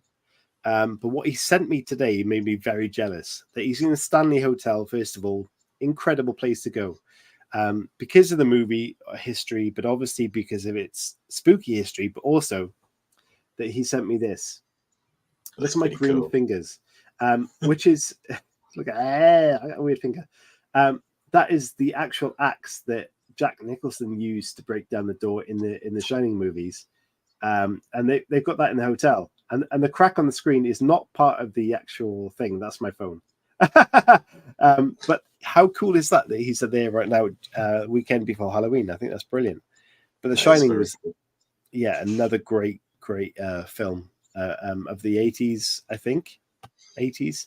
What blows my mind about that generation, we had amazing films in the 70s and 80s. The fact that Alien was made in 79 blows my mind how good that was. And there's plenty of others in that genre of that decade and then early 80s that are so good, that hold up so well today. And I just don't feel that we're getting that kind of quality these days. Anyone have any opinions on that? Yeah, it does make you wonder, doesn't it? Because you look at things like The Shining, and it's had a huge influence on cinema for years, not just in the horror genre, but you see, like the film. Did you see the film Ready Player One a few years back? It's got a whole Shining sequence in it, And then there's things like, I think a couple of the Pixar movies have had, wasn't the one of them had the carpet in one of the Pixar movies was the same pattern as the carpet in The Shining and stuff like that. So it's sort of a film that has resonated throughout pop culture for a long time. And you just don't see that these days. I don't know in the next 20 years if there are films that are being done today that will have that same resonation 20 years down the line, like The Shining does. And Alien as well, that's another film that gets constantly referenced for various different comedy movies or other movies, or the scenes just they live forever. That's it was a very iconic time in the movie industry, I think, that's affected us for a long time. I can't say that I've ever seen a horror film that had suspense like Alien ever did, ever again. And it was one alien and 5 people, and it had the most brilliant cinematic kind of experience and dark experience, and the tension I've never seen replicated ever again. It's like Jaws. Like Jaws has always been one of my favorite movies. I don't know if you class that as horror or whether you class that as thriller really, but it's a film they've made shark movies for the last 40 years since Jaws or whatever it's been, and none of them ever comes close to being what Jaws was. And Alien too. Alien's like it's the peak of that art. There's not been a film that's got close since, I don't think. Yeah, Prometheus was cool, but I don't think it was as good as Alien still. Aliens is my favorite film of all time. Not only the dialogue and the way the Marines act, and Vasquez, for example, the way she talks to the men. That is in a time where women were seen as I believe this is the way in UK women were seen as housewives and people that did kind of work. And there's Vasquez, who is a military big machine gun holding weapon of a woman who says, Vasquez, have you ever been mistaken for a man? All this stuff. And she is a solid woman who has got humor and appeal, and is absolutely incredible. And when you think about it in that time, that wasn't normal to think that way of a woman. And that sounds terrible, but that was the consensus at the time. So for them to come up with such a unique horror story, which is like a thriller horror in space, which had never really been done before, and then to come up with those characters, like Hicks was the macho, not Hicks, Hudson was the macho sort of Marine guy who actually lost his shit, and you had advanced robots that looked like humans. There was nothing to reference in that time. Now we could write that story because we've seen that happen, and we think, okay, we can write a human looking robot, but there was no reference then. And that writing was so advanced in the late 70s, early 80s. And I just think how people can replicate something so original now and come up with stories that will be everlasting like then, it's just not going to happen. It's very difficult, I think.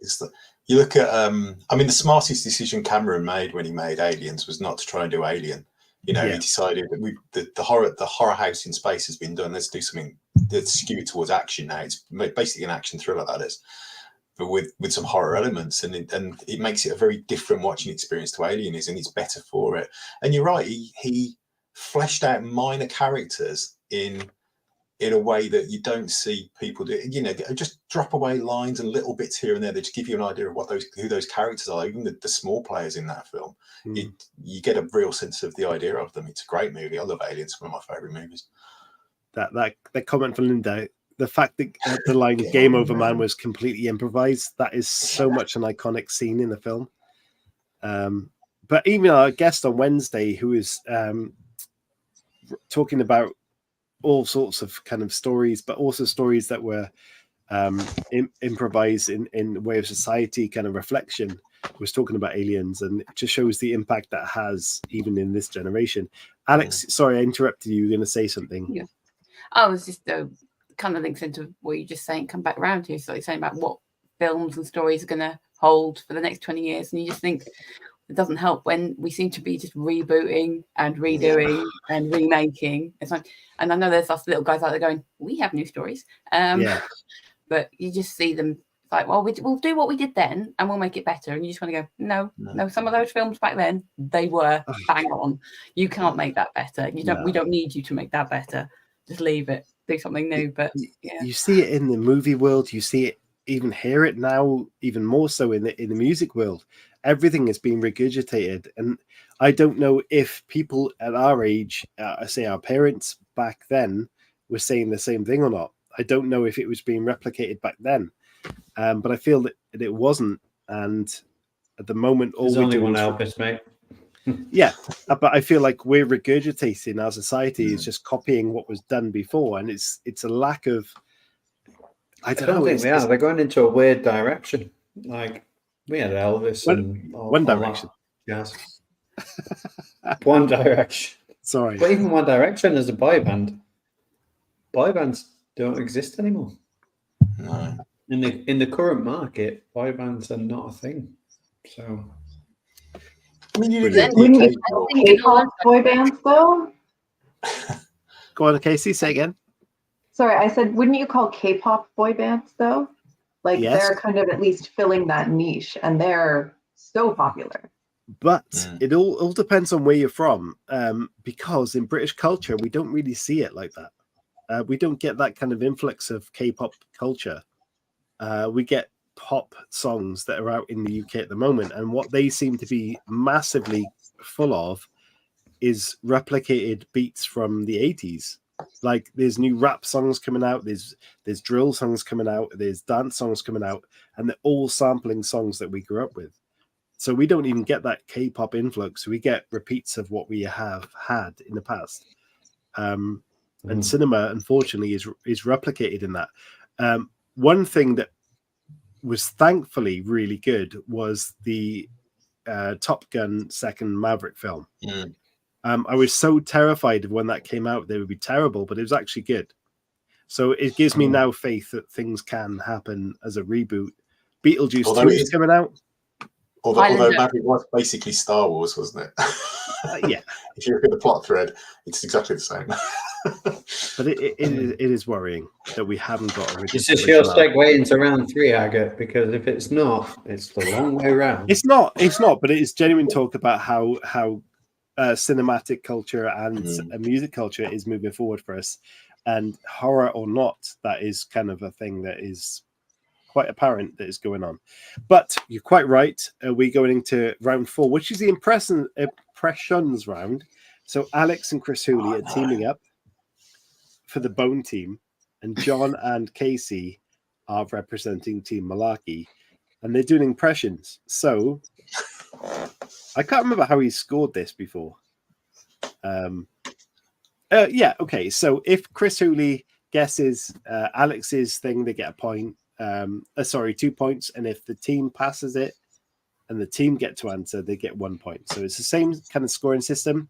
I will play the video and then we'll get straight into that. So here we go.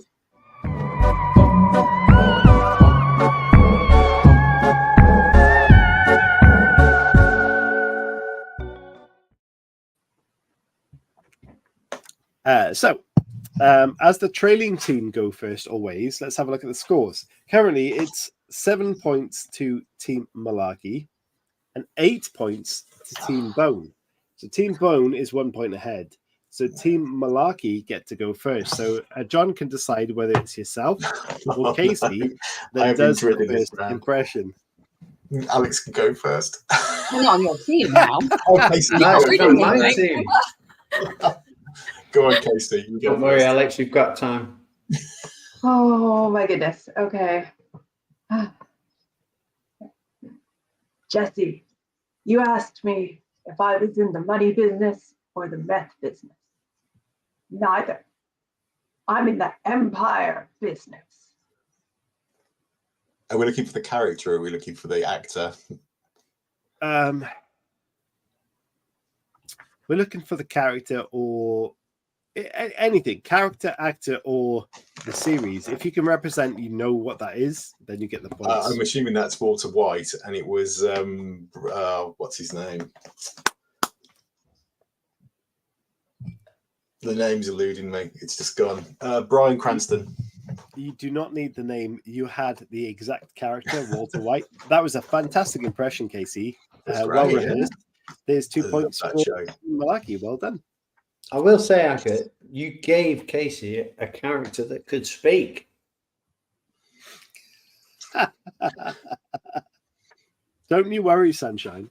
Everyone has characters that can speak and cannot speak. Okay, over No, they to... don't. Yes, they do.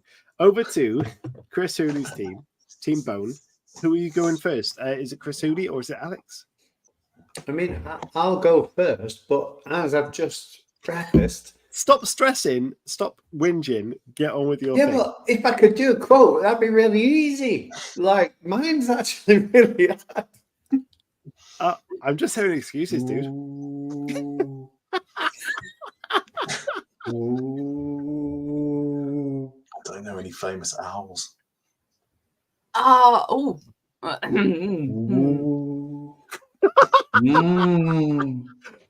Dear God. Wow.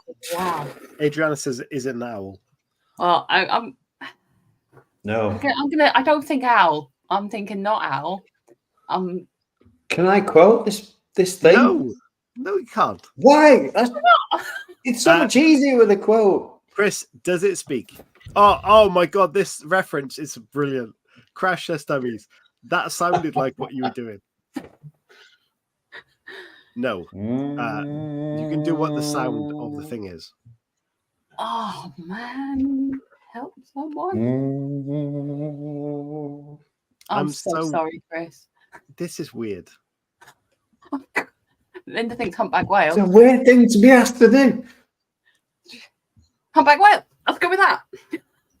I'll give it to you. It's a whale. Yes! Come on! How did you get that?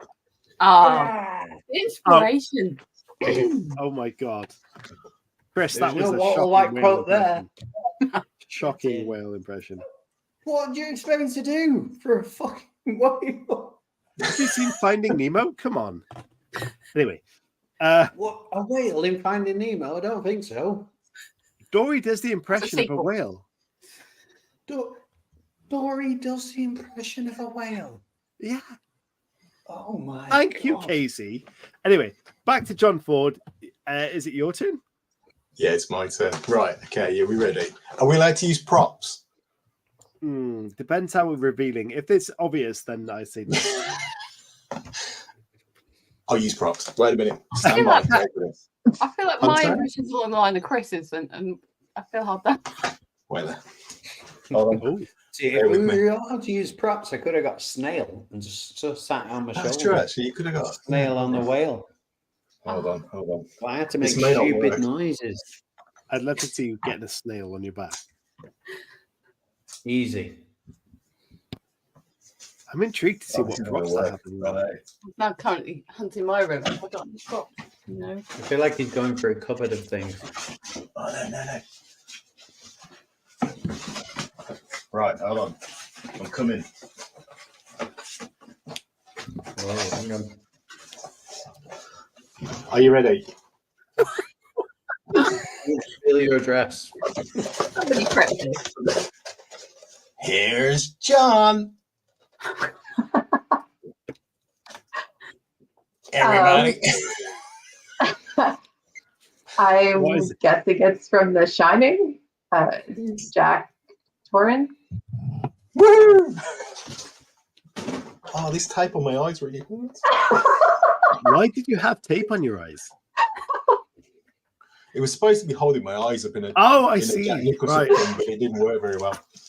I gotta say, I'm now very much behind Chris with the whole quote speak, knowing what I'm now having to do.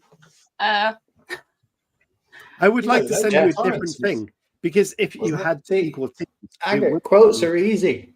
No, there would have been equal quotes and impressions throughout the teams, but you haven't got a team. What for a whale? What is the quote for a whale?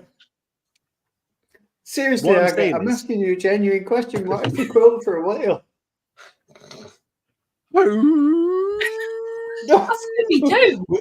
Do we know which whale it was? Was it like Finding Nemo whale? Yeah, exactly. Do that, John. No, wasn't free. There's not no free whale in Finding Nemo. No, just a whale. Oh. Just anyway, a whale. He just said, "Chris, your thing is a whale." That was it. He didn't give me anything. I've got as much inspiration from mine, by the way. So He was testing your range, Chris. That's what it was. But what I'm saying is, Alex, Stitching me if up. the teams were even, it wouldn't be weird. But now the fact that you two are together, I'm assuming you Kind have of something synergy, weird. though. Yeah. But take it away. Take it away. See what Okay, happens. just method. Right. Can't believe this is on YouTube. Right.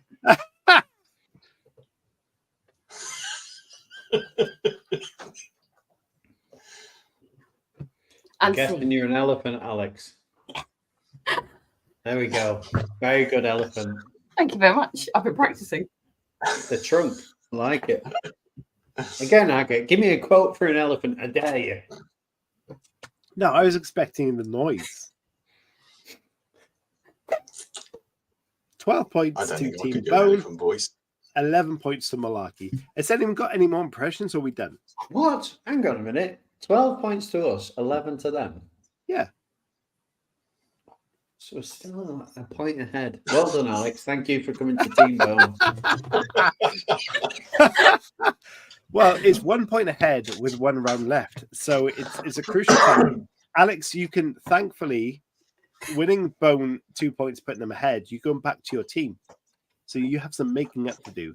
We're going to go into round 4. All right, Alex, you can just stay on Team Bone. No. Chris Hooley's unbeaten. I want to see the team drop. I think we are lack of quotes. Joint We're together going to now. Whose line We're is both it anyway? animals. Which is where there are quotes from a TV show, a film, or a book. You get a point for answering the show, the TV, or the book, and you get a point for answering the character. Understood? We'll play this video. These Chris, you're made on up your own. ones, or are these? These are fucking real, all right? Sorry. Anyway, I go with that. yeah, it's real. Here we go. Round 4, final round. It was 1 point in it. Chris is on his own. Team of 3 against him. I feel like I'm on the chase. Let's go. Round 4.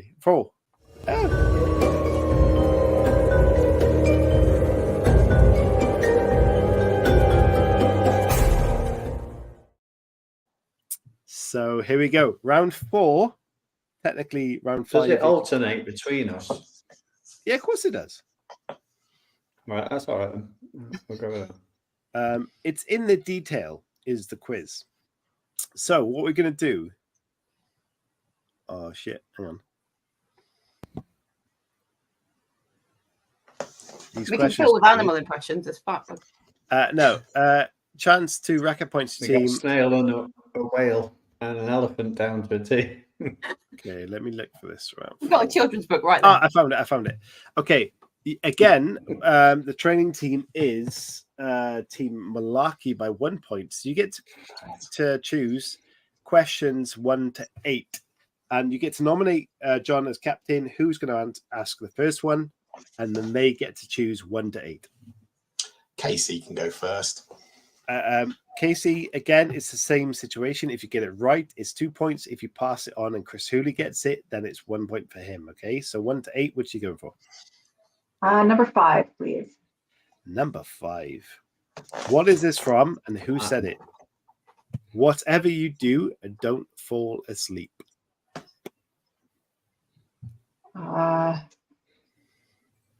Nightmare on Elm Street. But I'm not sure who said it. Okay. For that, you get a 1 point because it was Nancy Thompson in Nightmare on Elm Street. Well done.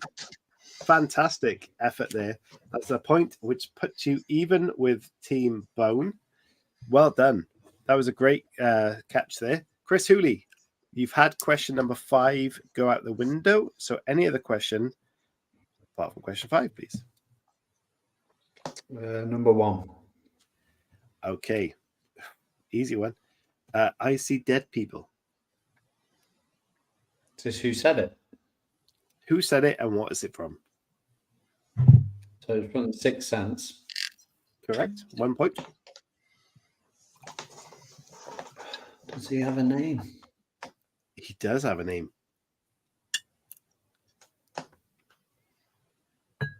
I will take his first or second name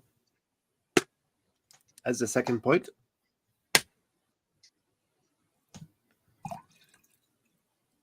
Don't be looking at the chat. I know it's the kid, but I can't remember his name. Okay, the opposition can steal the name if they do have it, if you cannot provide it. I know the actor, but I don't know the I character know his name. real name. Yeah, no, I got nothing. Kevin. Okay, so Chris, if you've done, you get the point. I'm going to say Joel. Oh my goodness. It was, I See Dead People was from The Sixth Sense, and his name was Cole Sear. Oh! Joel God. was very, Joel very, Osment, very close. Oh. Is that where the Joel came from? Oh. Yeah. So you now... Oh. Cole. You are now back 1 point ahead. Your name's a kid Cole. Come on. I know. It was close. Question 1 is gone. We have questions 2, 3, 4, 6, 7, and 8 left. John, who's going next? Go, Alex. Go for number 4 again, please. Linda got Cole. She got it. Question number 4 is coming up. Linda. Be afraid, be very afraid.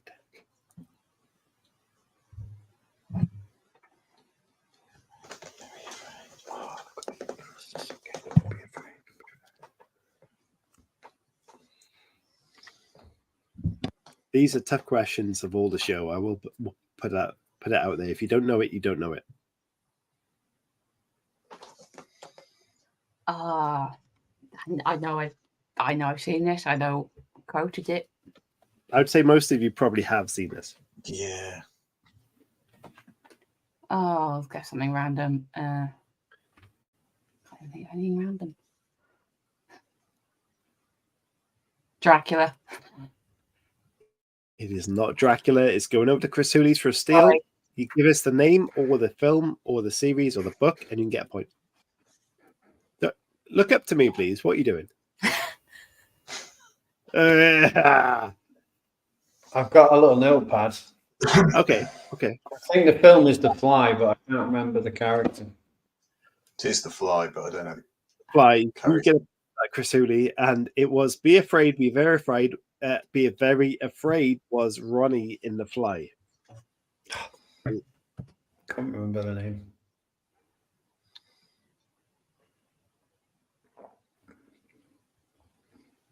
Uh, 13, 14, 15 points to 11, 12 at the moment.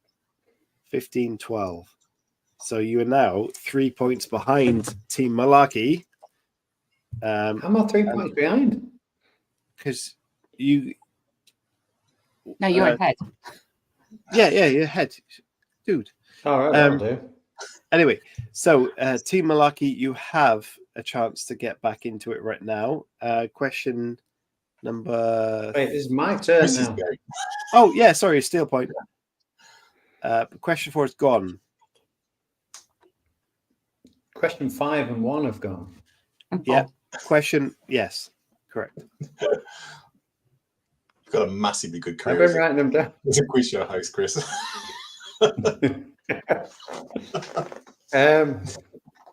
going to go with question 6, Agate. This is our most unorganized Halloween panel show ever. So just putting that there. But yes, we're all up for the chaos in this show. Question number 6. All work and no play makes Jack a dull boy. That's from The Shining. Correct. For the second point, who said it? Or who wrote it? Jack Torrance, Stephen King. It was Jack Torrance, and it was The Shining. That is 2 points to you, Mr. Hooley, and Team Bones. You moved further ahead with that answer. Well done. Okay. It's getting tense now. This is a need to come back. John, there are 1, 2, 3, 4 questions left, and you really need to start stepping this up to get back in the game. So which question numbers have we got left? We have number 2, number 3, number 7, and number 8. Number 8. Is this for you? Okay. Number 8. We all go a little mad sometimes. No idea. No idea what that is. We all go a little mad sometimes. No, I've got no idea what that is. Mr. Hooley? Bells to it.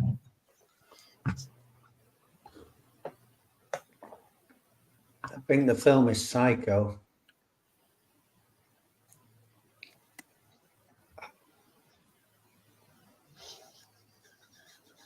I don't know the character again. You get the point for Psycho. It was Norman Bates in Psycho. Well done. Oh, Norman Bates. I could have got that. You got it anyway. Don't worry. God. Damn it. 18 points to 12. Well, you've pulled ahead here, and this is going All gone wrong. downhill. Unlucky there, John. You had a tough question. If you don't know it, you don't know it. So going to Chris Hooley, you got number 2, number 3, or number 7. I'll take number 3. The phrase is, "It's alive." Oh, it's gonna eat me. Oh, Frankenstein. It is Frankenstein. What is the character who said that phrase? Victor Frankenstein. It was Dr. Frankenstein. You have 2 points, which takes you up to a big 20. And we have 8 points behind, and it's going to be very, very tough to catch up. Okay. John, back to your team. Number Casey, 2 or number 7? 2 or 7? Sure, I'll give it a try. 2 or 7, Casey? 7, please. Number 7 is "Sometimes dead is better." Oh, no. Oh, Think of animals. Oh, I think I may know the film. Possibly. Pet Cemetery. Yes! Go on. Oh, For I an have extra no idea point, who said it, though. I got nothing. Sorry, guys. I'm going to help you because you're losing. His name sounds like Bud, but it's not Bud. Judd? Yes! I'll give you it. 2 points. Pet Cemetery, Judd Crandall. 2 points to Team Malarkey. How do you feel, Chris? I'd have got Pet Cemetery. And I would have got the character that time. So I don't think that you can win this. I think this is the last round, which I'm sure it is. Yeah. The best you can get is 15-20. So Chris, to smash them and in the end, question 2 is to you. "I'm your number 1 fan" is from what? And who said it? Yeah. It depends on the way you're saying that. I can't act it the way the character said it. I know you can't act it. No, I can't actually. "I'm your number 1 fan." That's terrible. Like that. Can we have it the style of a humpback whale now? "I'm your number 1 fan."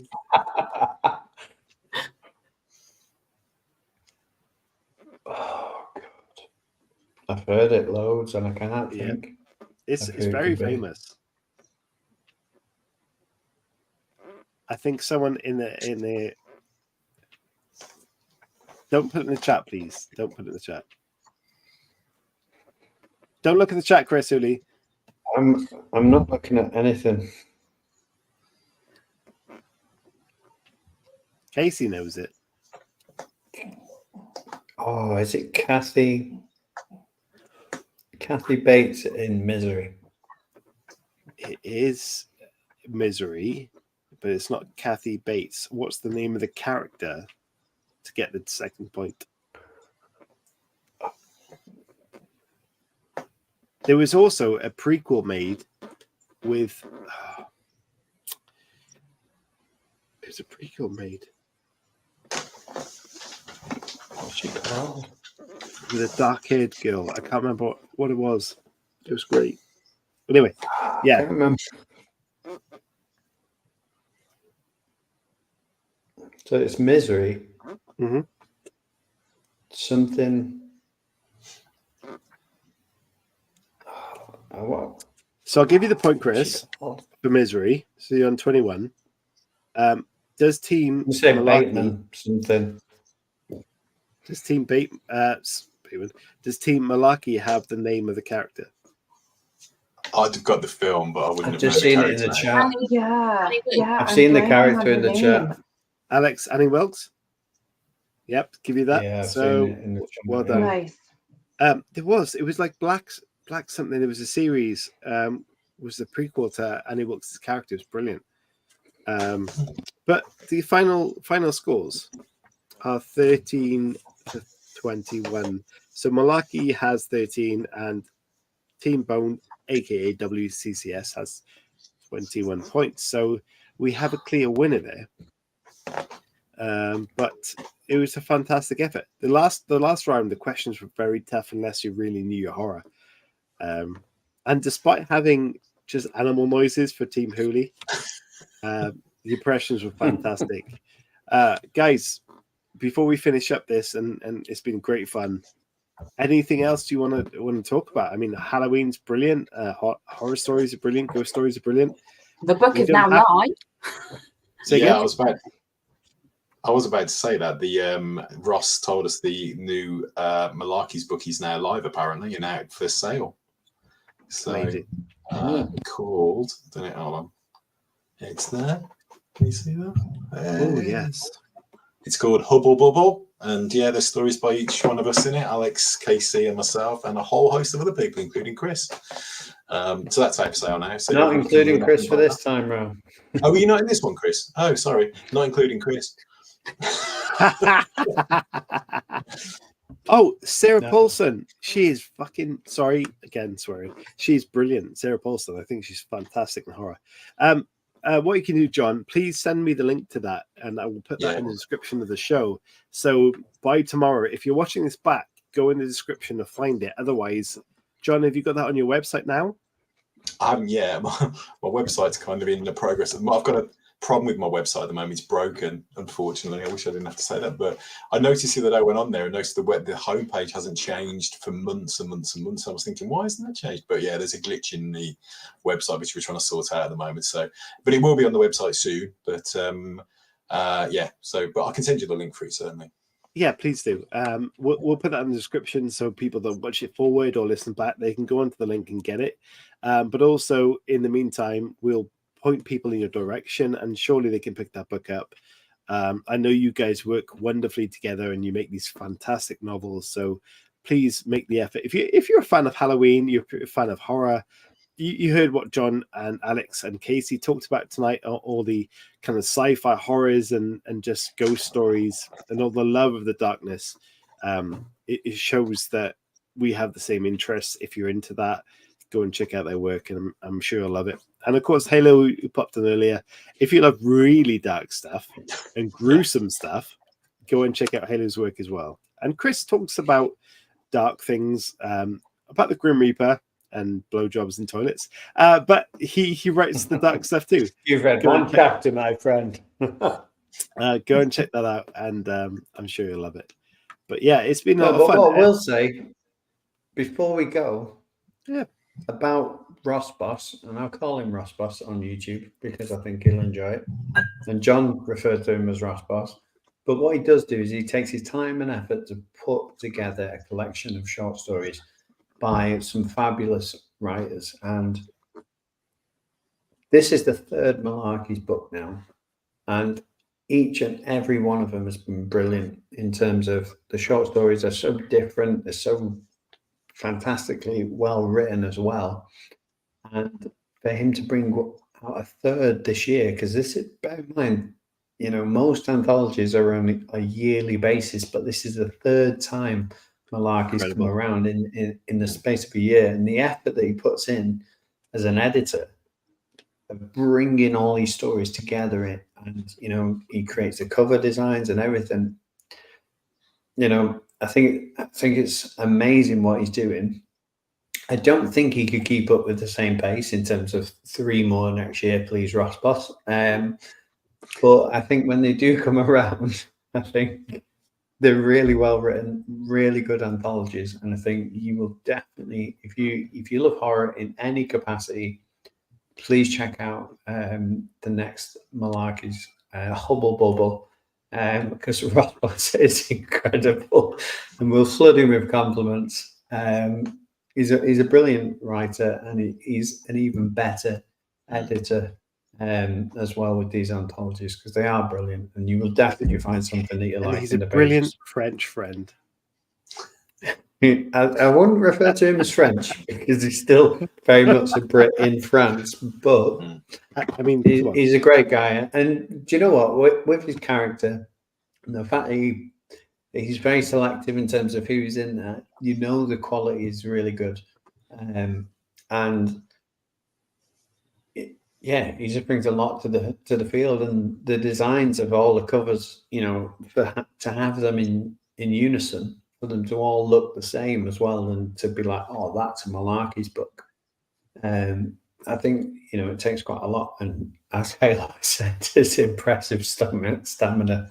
But yeah, well done, Ross Boss. No, I agree completely. His work ethic is relentless, and what also is really impressive is his professionalism in that work ethic. Oh, fuck knows. Anyway, he the way he puts the effort in and the professionalism into that is second to none. And he will make sure that all the work he puts together through all the people he helps and joins him, that he makes something incredible. And since actually, if you look back on this show, you'll see videos that we used to use that were Ross's hand. He used to help this show religiously and in an amazing way.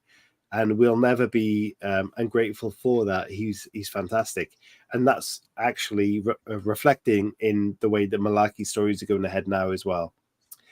He's brilliant in that sense. And I know what Halo said, he's so uncomfortable with compliments. So he'll be squirming right now with what everyone's saying about him. But the fact he's bringing people together, he's creating stories as a whole, and bringing community of people together to create great stories and packaging that together and making the effort to make it look great, it's wonderful, because without that, people will go on their own little ways. I mean, the writing community is quite a lonesome kind of experience unless you get into a community. So the fact that he's bringing writers together and saying, look, let's get this project up and running and let's work together. If there are more people like that in the writing community, it's a much brighter, happier space. And I think Ross is doing fantastically well with doing that. And yeah, it's great stuff. And he hates compliments, but if you want a comparison to Terry Pratchett, he's the closest thing you're going to get. And that's the highest compliment that I can give him. His Deadhead series is right up there with Terry Pratchett. So if you're a massive Terry Pratchett fan, and I'm going to keep saying Terry Pratchett because I know it really annoys him, but Terry Pratchett, if you like it, you will probably find something that you like in Ross's books. And as his accountability buddy, who's not been so accountable recently in the last 3 days, I know that his next book, which is about a character called Felix, is incredible as well, like different levels. So please follow the next Terry Pratchett with Deadheads. What I'm going to say is, before we wrap this up, and I can't be grateful enough to the people that come on tonight, Casey, Alex, and John, and obviously Halo as well. We're going to jump on to the after show, which is something we do normal shows. And as a patron, you can actually join the after show and be on camera with us, but also ask us questions and have fun. These people tonight, as guests of the show, will be instantly invited to that after show, and they can talk about how they think things went. But also, I want to say thank you to you all for being such great sports. But the last question I have for you guys is, where can people find out more information about you? Where can they buy your latest books? And where can they support you social media wise? So we start with John. Where can they get all that information from, dude? Right. So I do have a website. It is johnfordauthor.com. As I said, it's up at the moment, so it still works, but the homepage is broken. So when you go there, the homepage looks like it hasn't been updated since Christmas. but the rest of the website works fine. So the homepage is currently broken, but the rest works. So you can find all the links to all my social media on there, all the links to all my books on there. There's a lot on there actually. When I created the website, I tried to make it sort of a living, breathing website that has a lot of information, not just about the books, but the backstory for the books and the characters from the books. It's almost like an encyclopedia of bits and bobs about the books as well. So it can all be found on there. You can find me on Twitter at _Nightingale, I think it is, with a K on the Nightingale. So it's like a little play on Florence Nightingale, but with a K for night at the start. So you can find me on there. And you can also find me on Instagram, John Ford Author. I think I am on Instagram as well. So you'll find me on there. Although be warned, the John Ford Author Instagram account is mostly run by my wife, and she uses it as a Bookstagram account as well. So there's lots of book reviews on there. So yeah, so if you're talking to me on Instagram, you're very often talking to my wife, not to me, just to let you know. But yeah, just to plug it, I should have another book out by the end of this year. So the third book in my Songbird series, I'm hoping will be out around Christmas. Depends on how quickly Nikki gets through editing it. So yes, that should be cool. And then following next year, there should be another book from my Femme Fatale series out as well. So that should be good. So yeah, and thank you for having me tonight. It's been great. Loved it. More than welcome, John, honestly. Especially, you're talking about Karen Sullivan, I believe there. What was that, sorry? Yeah, I assume you're talking Nikki. about Karen Sullivan. No, Nikki, Nikki's my editor. Nikki She's Sullivan. NT Anton. She's my co-founder with Tepris Press, which is our little print label. So I do the formatting and the cover art stuff through our artist Marlene, and she does all the editing. So we work together on that. I think you've had Nikki on here before, haven't you, NT Anderson? I think you've had on a couple of times. But yes, her books are great as well. If you like erotic romance, her books are a go-to for that. So it's a shame she couldn't be here tonight, but I know she's traveling. So John, funny you should mention erotica, because in the after show, Agate is going to reveal his erotica that he wrote especially for tonight's after show. Looking forward to that then. With what was it? Longshaft. Robert Longshaft and Danielle Curtins. Yes, I was challenged to write this. I've never written erotica before, so please forgive me, all erotica authors. And I tried to make a video on Canva. It only goes so far. Casey, again with you. Sorry to take that limelight away, but like going back to you, where can people find out about you? You buy your books, follow you, and learn more about yourself. Well, you can find me at caseydevard.wordpress.com. Also, I am Casey Devard on the site formerly known as Twitter, as well as Blue Sky. And Hubble Bubble is my debut fiction. So Hubble Bubble? there you go. Is that the name of the story? Malarkey. Yes. Okay. No, it's the Malarkey collection, Agate. Come on. I'm unaware. Sorry, I'm so out of the loop. I'm so busy with stupid work and stuff. I'm like, I want to get in the loop. I'll pick it up. Hubble Bubble is the third in the Malarkey series of short story anthologies. And it's the third one. Hubble Bubble. It's all based on Halloween. And Casey Devard, that's her debut in terms of short story fiction. Is this a short story book series that you wrote a really disturbing sex scene in? Not me. Yeah. No, Chris. No, I did. Yeah, in the very first of the Malarkey. I'm aware of that series. Yes. Okay. Yeah. We take the piss. Alex, what about yourself? You always got the books. You can find me on lexicon.home.blog. You can find short stories on there. You can find links to all of the collections that I've been in. I'm on Instagram and the Twitter under Lexiconical. And I've got a link tree, so you can find links to all of the places where I'm hiding, and links to the newsletter series that I write, Avalon and Albion, through Cloak Press. That goes out twice a month. So you can find a link to get onto that. And hopefully I'm working on my Miss Victor and the Witch Queen stories. Hopefully some point in the near future that'll be a collection out. But watch this space. Watch this space. You're also an amazing elephant, Alex. Do not Thank forget you. that. After we finish this up, guys, because I want you to join the after show if you want to. Please message Hooli or something or myself, and we'll send you the link. Don't message me. I'm not going to be checking my messages. All right, message me and I'll send you the link. Okay, but what I want to happen is John to say that we finished the show and thank you for watching in his movie in his voice. film voice. Yeah, movie voice. Go on, John. Oh, yeah. What do you want me to say? That we finished the show and you improvise, dude. Do what you want to do. in a Morgan world Freeman. where the writing community chat show is finished for the night, you can go to bed while we go to the after show. Thank you for watching and thank you for listening. Oh, good God, sir. Suits you, sir. Legend. Thank you so much. That was fantastic. Oh. Sorry, I don't know where that came from. You're all fantastic, and thank you so much. If you come to the after show, if you're in the VIP group or Patreon group, on these guys will send you a link, and we can all chat real life, real talk. And we'll get you very soon. Hang on a second. Yeah, if you tuned in, thank you so much. I made the effort. Thank you so much. But look after yourselves and have a fantastic Halloween. And I'm sure you will be back for our live shows next week.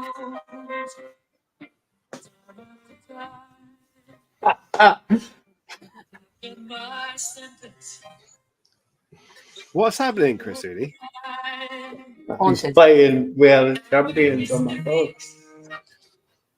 Can't really hear it. Anyway, thank you so much, and see you in the after show. Pleasure. Thank you for tuning in. We love you all, and happy Halloween. Bye, everybody. See you Happy Halloween. Bye.